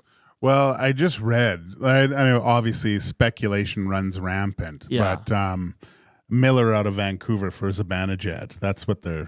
Oh, boy. Would you make that trade? Yeah, I for which team, though? Whatever. I think I take both guys are good, excellent players. I just think Miller brings a little more of that grease ball. He's more of the guy you need in the playoffs. If I'm not doing Zibanejad, I would take Kreider if I'm trading Miller, because Kreider's got a little bit of a mean streak. Zibanejad's not the.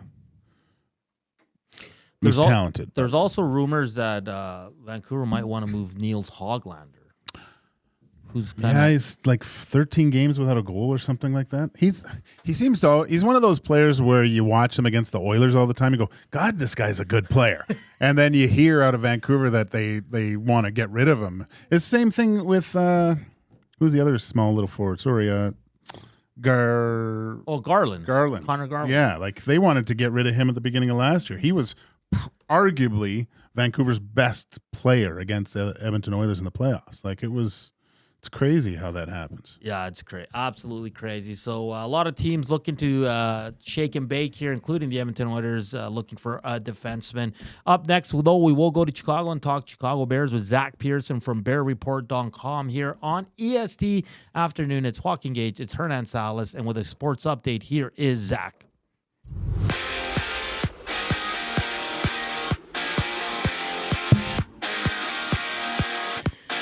The Oilers get set to play their first ever game against the Utah HC, with Chris Knobloch announcing that Victor Arvidsson will miss the entire road trip for the Oilers. And you can join Tom Gazzola for the game at Hudson's Canada's Pub in West Ed as he goes live for the GCL Diesel Oil Stream pregame show with Hernan Salas at 6 o'clock. Right here on EST. Right now it's the Caps facing the Islanders in the second. The Devils battling the Red Wings at the start of the middle frame. And the Sharks matching up with the Kraken nearing the end of the first, with all 3 of those games tied at 2 apiece. And according to TSN's Farhan Lalji, Spencer Zimmerman, Hamilton Tiger Cats assistant general manager, is expected to join the front office of the Edmonton Elks. In the NFL, Bears head coach Matt Eberflus has been fired, with offensive coordinator Thomas Brown being named the interim coach. For the Seahawks, DK Metcalf and Tyler Lockett will suit up for Sunday's game against the Jets after being taken off the IR. And on the court, it's the Hawks extending their lead to 87-71 over the Cavs, with the Raptors in action later tonight against the Heat for 10 games around the NBA. On the other side of the break, Zack Pearson from the BearReport.com joins Hernan Salas and Joaquin Gage. I'm Zachary Kubusch, and that was your Sports Update. Get all the latest news and takes on everything Oilers with Dustin Nielsen and Tom Gazzola on the Oil Stream. Live at noon, Monday, Wednesday, and Fridays. Only on EdmontonSportsTalk.com. In life, it takes a village. From childhood to your golden years, we all need support. At Capital Care Foundation, we've built that village for our 2,100 seniors. Join us in creating a nurturing environment that feels like home and fosters community connections. Your donation makes a difference. Visit capitalcarefoundation.net today and become a vital part of our village. Because together, we can make every stage of life a shared journey. Be a part of the journey. Support Capital Care Foundation. Hockey lives at the Canadian Brew House. Every Oilers game day, get $1 off tankards of Molson Canadian and Coors Light. Plus, you can win game tickets and a surf and turf dinner for two at the end of the season. Full details at thecanadianbrewhouse.com. Celebrating 70 years in the signage industry, William Huff Advertising is the most recognized name in the game. An in-house, one-stop shop for all of your design, print, and installation needs. William Huff provides quality graphic solutions for everyone.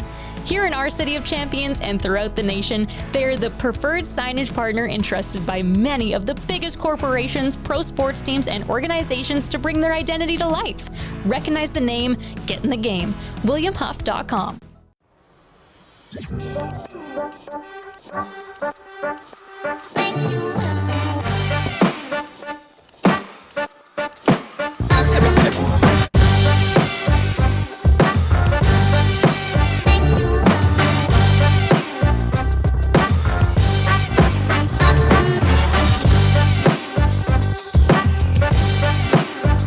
Here in Edmonton, a chilly afternoon here. It is Edmonton Oilers game day, though, as they're in Utah to take on the Utah Hockey Club. It's Joaquin Gage. It's Hernan Salas. Hit us up on the nasty chat. Text us 780-218-9999 as we're going to shift gears and talk some NFL football, specifically the Chicago Bears, with Zack Pearson from BearReport.com, as the Bears made some news today firing head coach Matt Eberflus. Zach, how you doing on this day? I can imagine it's been a busy one for you.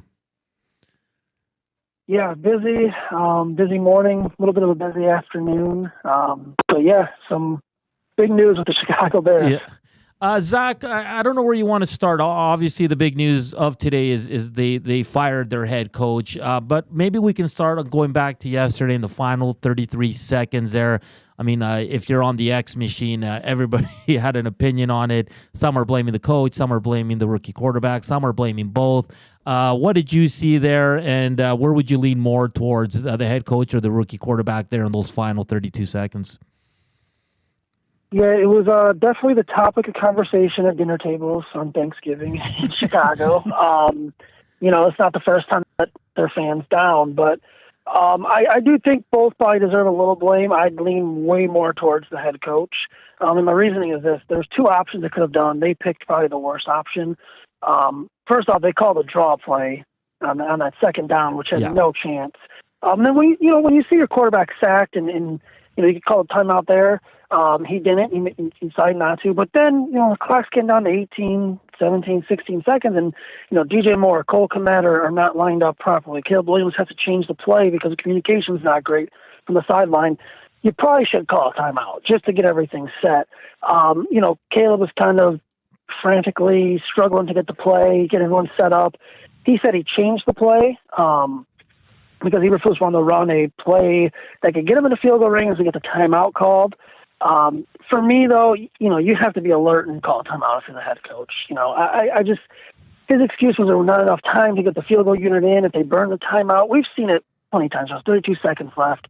You run a play, you can get the field goal unit out there. You get out of bounds. You can spike it if you get the first down. So it's just another example of situational in-game mismanagement by the head coach. And it's been going on for 3 years. And the way I look at it is, if you blame Caleb Williams, it's a rookie quarterback. If you blame the head coach, it's his third year and the stuff's still happening. Where do the Bears go from here? Is this a complete, how they say, forensic audit of the coaching staff and cleaning house? You mentioned the last 3 years haven't been the best for the Chicago Bears, especially with a young quarterback. Is this basically cleaning house going into next year? A little bit, yeah. They've kind of, cleaned house a little bit already during the Eberflus era. They've had a defensive coordinator leave the team, a running backs coach get dismissed. This Thomas Brown was their third offensive coordinator since last January, which is not good. So, yeah, I think this is an evaluation period for all of them right now. At the very least for, Thomas Brown, it's a chance to get 5 games on film as interim head coach. Whether he gets an interview here, I imagine he will. I don't think they'll retain him unless they go 5-0 and show really good signs of progress. There's a chance for him to get tape for other interviews. As far as the rest of the coaching staff, a little bit. Generally, if you're hiring a new head coach, you're going to reset the whole staff. So yeah, could be a little bit of an evaluation, but they're actually, this job will be very highly sought after. It's a good position for a head coach to be in terms of the roster and the talent. But yeah, it's still evaluation time. Zach, I know you tweeted when it finally was official. You said the Bears actually did it. Wow, what was the consensus there with Chicago media and fans? Like, did you guys not expect this to happen, even though everybody was calling for it? Yeah, I'd say after the game, you see the national media piling on, and the thing was they were the standalone game. They were talked about post-game from CBS. They were talked about pre-game and post-game for Fox. They were talked about on the Sunday night or the Thursday night football game. So generally, the Bears have never fired a head coach in season. So that was kind of what I was getting at. I was still shocked because they've never done it. But this morning, as it kind of was still going on and piling on, and they had, they didn't send us a Zoom link until 2 minutes after the press conference was supposed to start. You kind of got a little bit of an uneasy feeling like, okay, it's actually going to happen. I'll say this, though. It's been building for weeks now. That the Hail Mary, really started the trend, and he just lost the locker room, honestly. So I was shocked because they did it in terms of they actually fired a head coach. But, if they didn't do it today, that he would have been gone at the end of the season anyway.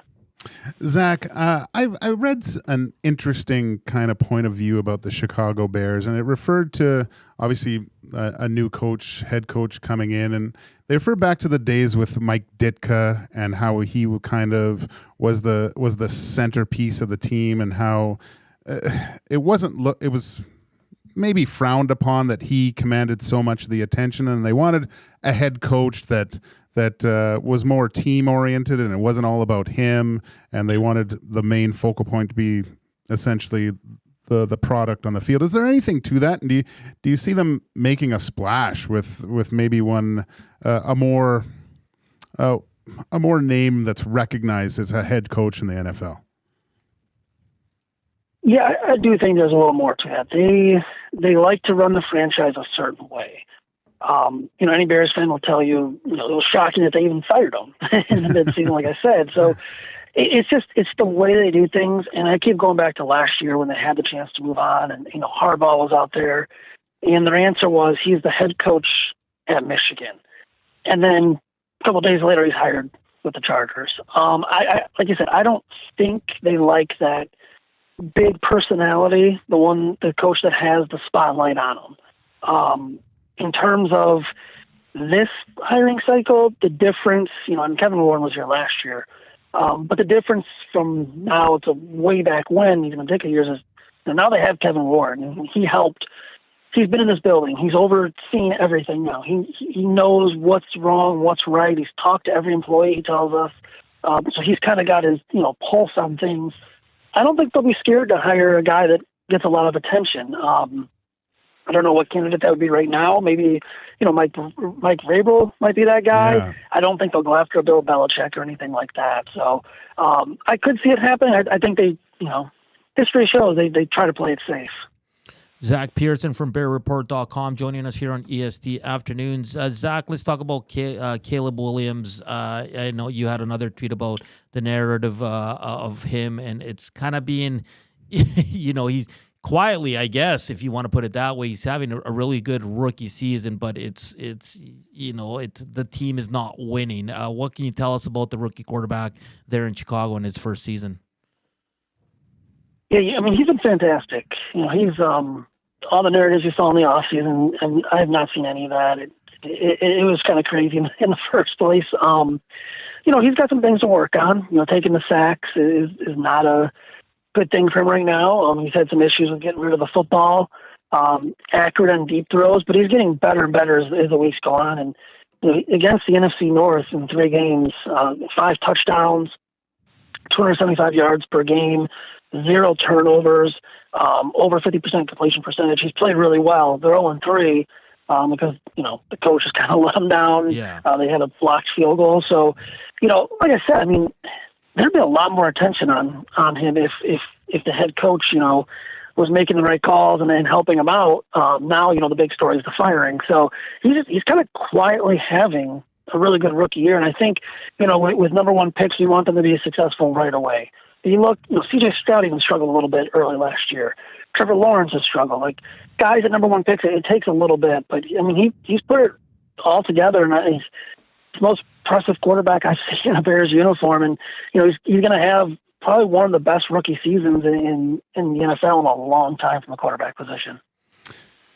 With the remaining games, Zach, they got San Francisco obviously next week, and then the Vikings, and then a tough one against those Detroit Lions. How can the Chicago Bears end this kind of season on a good note and hopefully gain some momentum, possibly moving into next season? I think they can. I think generally, when there is a change, you can kind of give a little boost to the roster. I think guys, play a little harder. They're also being evaluated. It's going to be tough, though. I mean, they still have a really tough schedule. 3-2 in the final 5 games would be successful for me, in my opinion. Mm-hmm. I could see 1-4.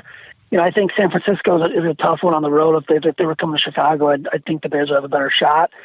Ironically enough, I mean, the last 2 years, including this year, they've really played well against Detroit. Honestly, should have won all 3 of those games, or at least, won both of them last year. They only won 1 at home.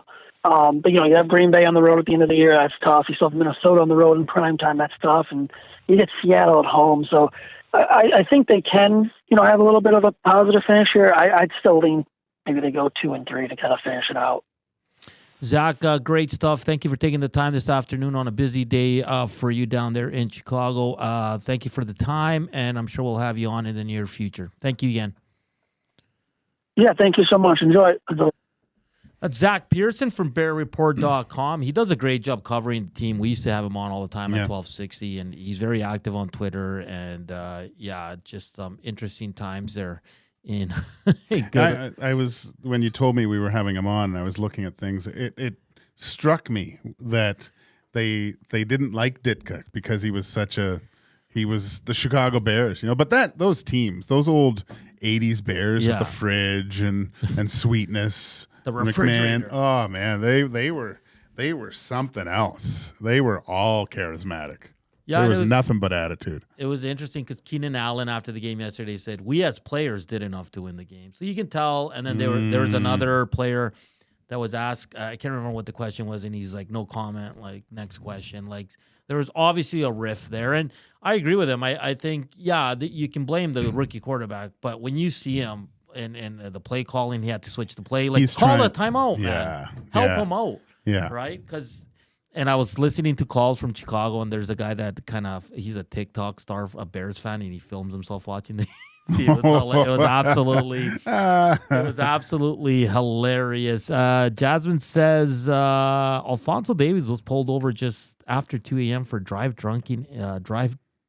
drunk. in a Lambo. And I positive for alcohol while driving Lamborghini.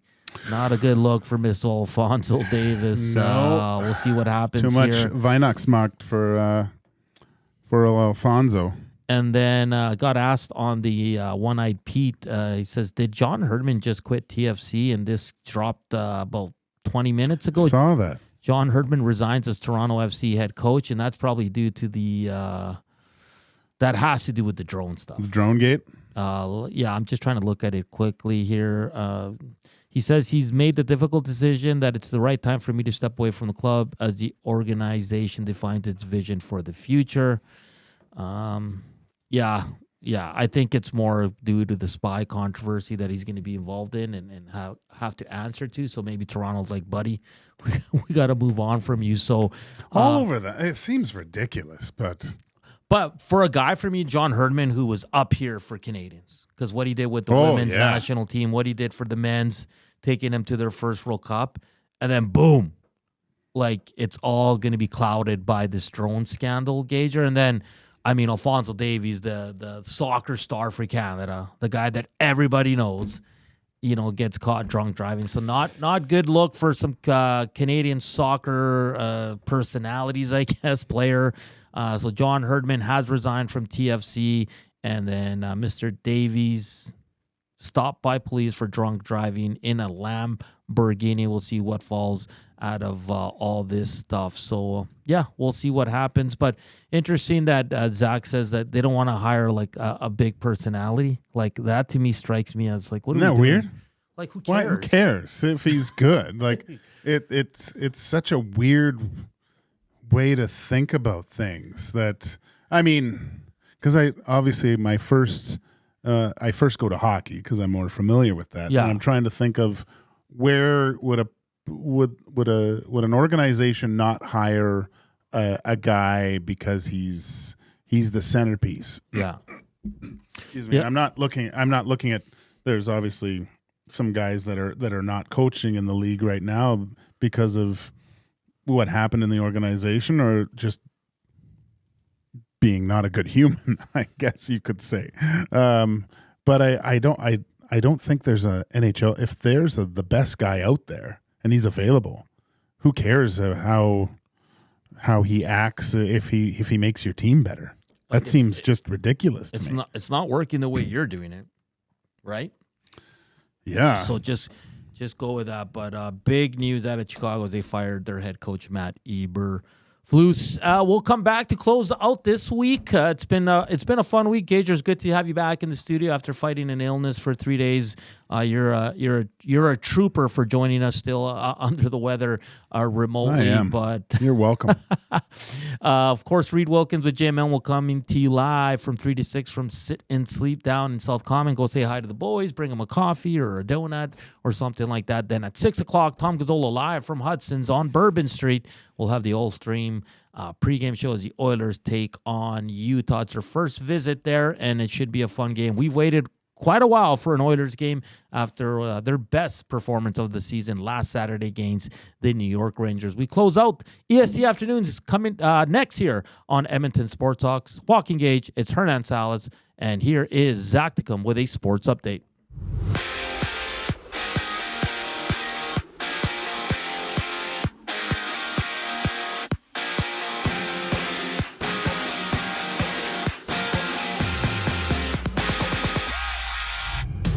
Calvin Pickard gets a start for the Oilers when they take on the Utah HC, where you can join Tom Gazzola for the game down at Hudson's Canada's Pub on Bourbon Street as he goes live for the GCL Diesel Oil Stream pregame show with Hernan Salas just an hour before puck drop. Elsewhere, the Wild came back to score 3 straight to beat the Blackhawks 3-2, and right now there's 6 active games in the NHL with the Canucks and Sabres tied at 1 apiece and the Panthers up 3-2 over the Hurricanes. And according to TSN's Farhan Lalji, the Elks are expected to add Hamilton Tiger Cats assistant general manager Spencer Zimmerman to their front office.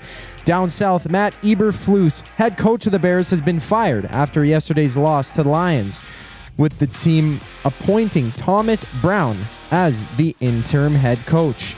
In the NBA, the Cavs trail 104 102-92 against the Hawks before the Raptors play the Heat on a 10-game schedule. EST Afternoons returns just after the break. I'm Zachary Kubusch with your sports update. You want the heavy hitters on your team, both on and off the ice. If you've been injured in a car accident, call the heavy hitters of injury law. James H. Brown and Associates, Alberta Injury Lawyers. With over 200 years of combined injury law experience, their precedent-setting lawyers are ready to help. Locally owned and proud Edmonton Oilers fans, James H. Brown and Associates wants to support you with their unrivaled experience, unrivaled results, and unrivaled commitment. When accidents happen, head to jameshbrown.com. Black Friday at FXR Edmonton is the place to shop for the best deals of the year. Whether you're looking for snowmobile apparel, riding gear, workwear, or a new jacket for looking stylish around town, FXR Edmonton is the place to be. Door crasher deals up to 80% off, and the entire store is on sale, so don't miss out. the best deals of the year. Black Friday at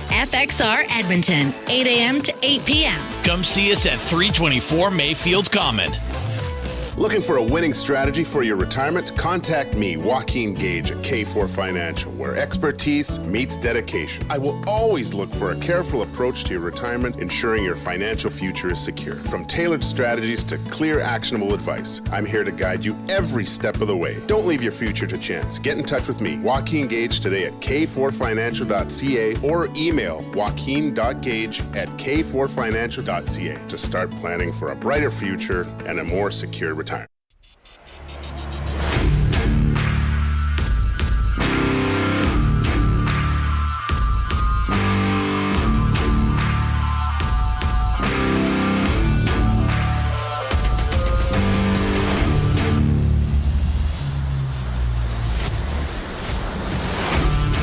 2:43, last segment here on EST Afternoons. We're coming to you live from the William Huff Studios here in the west end of the city.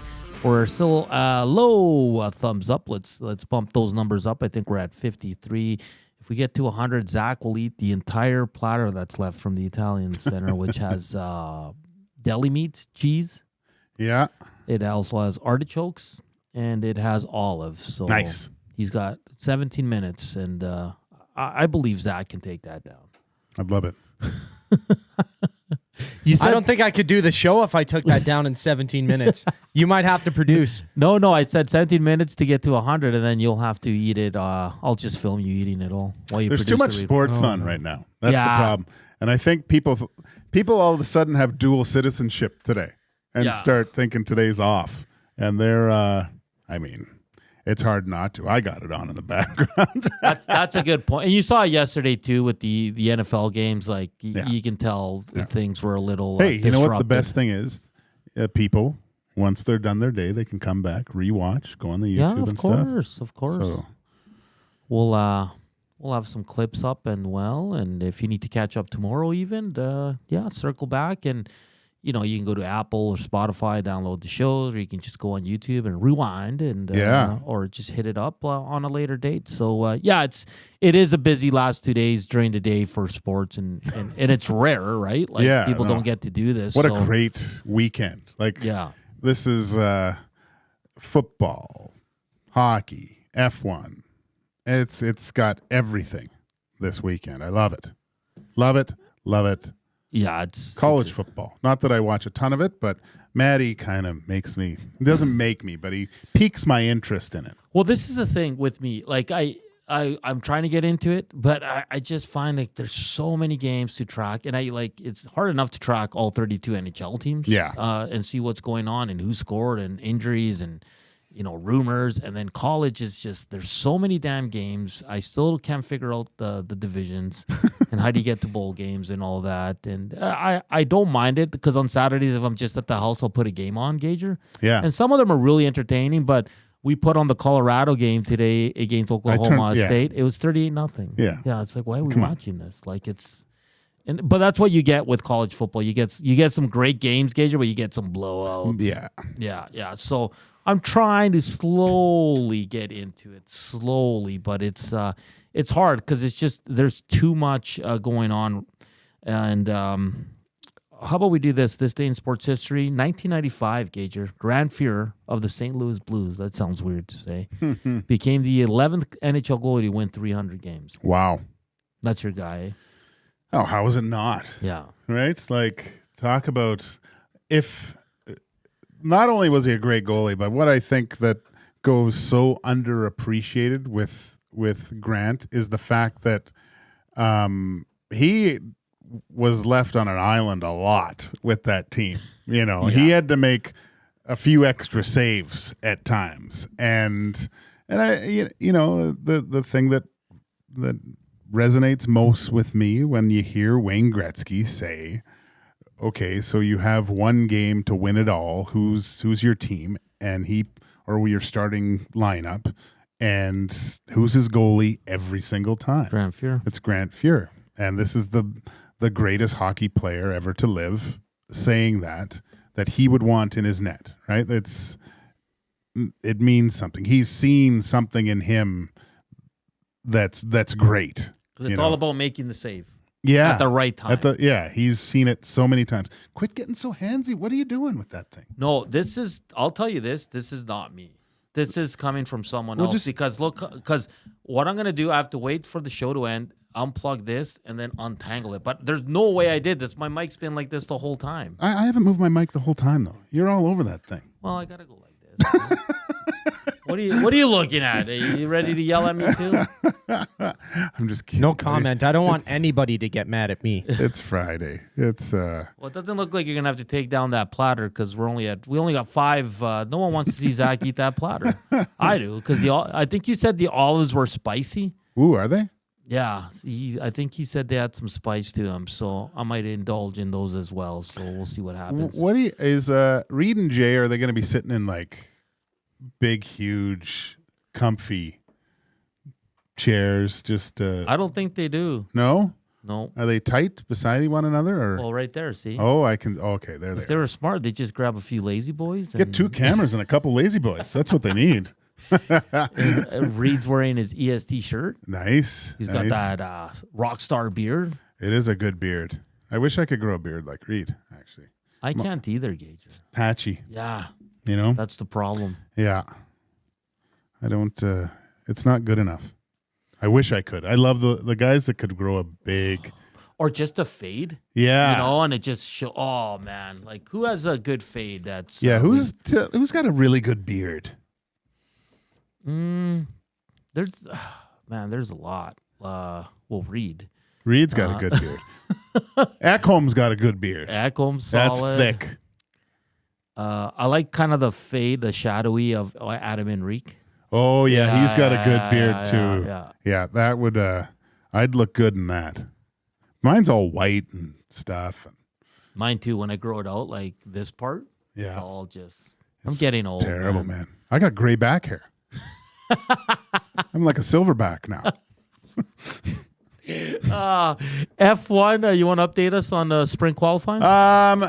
Lando takes pole, I believe. Sorry, I just want to confirm here.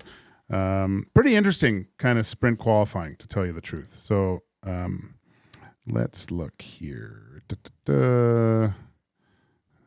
The sprint qualifying. Lando first. George Russell squeaks in again, which I don't know. I heard today that George was a little bit upset because he doesn't have a new power unit. He's using an older one, which is surprising that he finished second. He could be sandbagging here a little bit. And followed by Piastri, and then both Ferraris with Sainz and Leclerc, rounding out 4 and 5. So it's close, man, because I believe it's 608 is Ferrari's constructors' points, and I believe McLaren's like at 196 or 186, I think. So 184, sorry. So 608 McLaren, Ferrari 584. Yeah, anything can happen here. Ferrari has a good weekend. They could take over first. So that's kind of what you're looking at. Red Bull's at 555. I think they're out. Perez, I mean, he didn't make it even out of Q3 in sprint qualifying today. So what a fall, eh? I doubt he's in that seat next year, man. Yeah. He can't be. Can't be. I think your boy Colapintos and possibly Liam Lawson are the front runners for that one. Colapinto's my guy. He's good, man. Really, really good. So is it between those two guys? Yeah, I think so. Yeah. Mick Schumacher was the reserve driver. He's left Mercedes, I guess. Okay. Valtteri Bottas is their reserve driver for next year. Really? Yeah, so he's going back to Mercedes. That's crazy. That is crazy. So who knows? Because I think it's a great move by Toto, just in case Kimi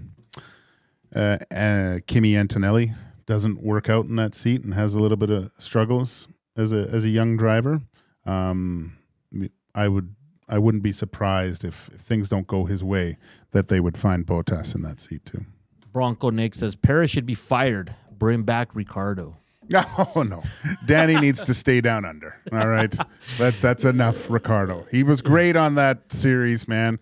We all fell in love with that guy, but I mean, talk about monumental bad decisions on your career. Like leaving Red Bull in the first place was just ridiculous. But I think he could see the writing was on the wall. Max was going to become the number one guy, and he didn't like that. But I think if he would have stayed, there could have been a possibility that he could have challenged a little bit more than what he did over the rest of his career. Season 1, man. What awesome. a ride, eh? Yeah. Yeah. Well, I was watching this. I couldn't believe, so Max wins his 4th championship. I've been watching 4 years of F1 now because that first season is when I got into it, when his asterisk championship season when he beat Lewis, which was ridiculous. Never in my life did I ever think I would be like entertained by F1 because before the series, I'll be honest, like I looked at auto racing, I was like, it's so boring because you don't know anything. No. And then, like you said,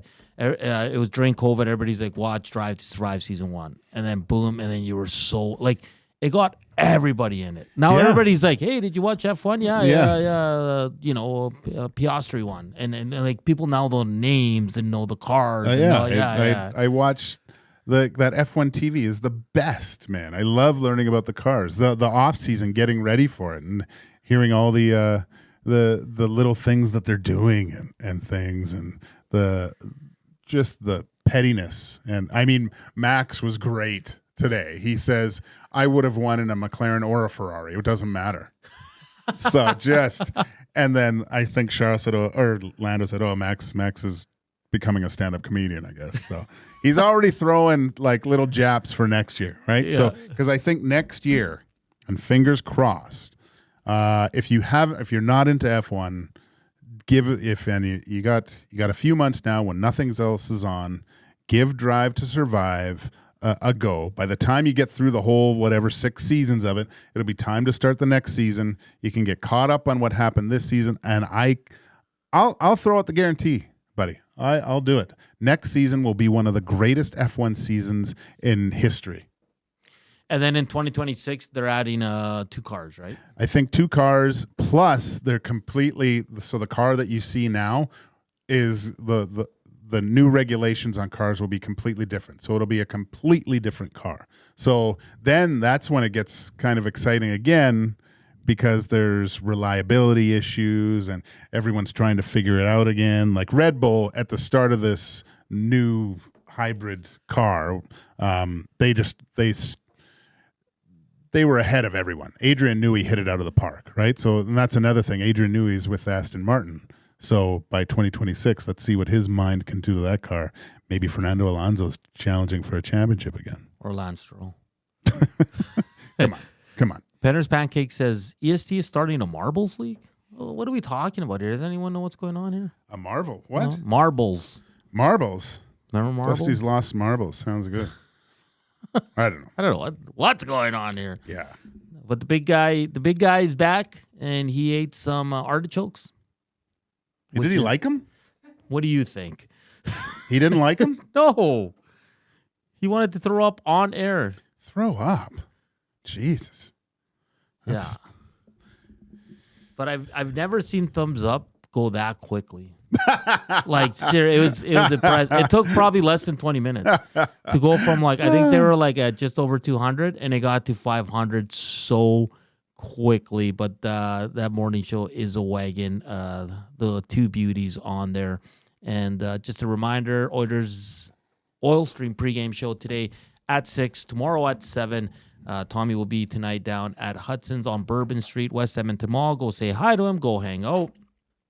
I'm sure there's going to be a lot of Nazis out there as well. Gager, you got a prediction for the game tonight? Jeez, I just don't know yet. I don't know. That's I think the thing, right? Yeah. I don't like it. I think it sets up for an Oilers loss tonight. And a better game against the Colorado. Avalanche tomorrow, where I think they'll win on the strength of better goaltending than what the Avalanche have. Okay, don't give me a prediction because this team is so Jekyll and Hyde, but give me a goal scorer for tonight. Goal scorer for tonight, I am going to go with everyone's favorite player, I guess, Pod Colson. I'm going to go with Jeff Skinner. Oh, jeez. Zach, Well, you want to pick one? Those two guys score tonight, they're winning. They're winning. Exactly. Connor Brown. Oh my God. CB, that's your guy, eh? I was You there love Connor Brown. with for his first goal when he had it with the Oilers last season. It was the loudest I've ever heard the building, and I was there for McDavid's 1,000 Dude, that points. was one of the greatest hockey moments ever, is when he scored. I couldn't believe it. Like, how many hockey markets would be that happy and be behind a guy that went that long without scoring when he came in to score a bunch? And it wasn't even a highlight reel goal. No, it he went kind off of his just shin shoved it pad, in, didn't it, right? or Yeah. something? All it was, all we did was trash the guy, and then when he scored, he was like a hero, which was awesome. Yeah. Oh, also Senna on Oh, Netflix. right. Yeah, I sent that out. So I'm gonna watch it this weekend. Well, I'm gonna start it, and I'll have a full recap on Monday. I'll pound that out Yeah. easily. Because have you watched his documentary? I haven't seen his documentary. Oh, it's awesome. Yeah. Yeah. No, but I heard this one's really well made. Perfect. Yeah. All right, guys, that's going to do it for us here on EST Afternoons for the week. Thank you for all the thumbs up. Thank you for all the downloads. Thank you for tuning in live.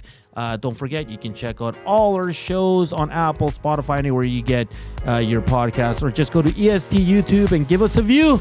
It'd be greatly appreciated. Reed Wilkins and Jim Allen coming up next from Sit and Sleep in South Common. And then it's the Oil Stream pregame show with Tom Gazzola live from Hudson's Bourbon Street. Thank you for tuning in. On behalf of Zach and Joaquin Gage, I'm Hernan Salas. Enjoy the weekend. Be safe. Ciao for now. Edmonton Sports Talk delivers a mass audience of key, influential customers to your business, all while you associate your company brand with the biggest names, the hottest sports news, and teams from every league around the globe. It's where fans go to get their sports fix and where our partners find the most loyal consumers. Contact us today and see how our team on Edmonton Sports Talk can score the biggest goals for your business. With various advertising options available, email business@edmontonsportstalk.com or head to our website, edmontonsportstalk.com.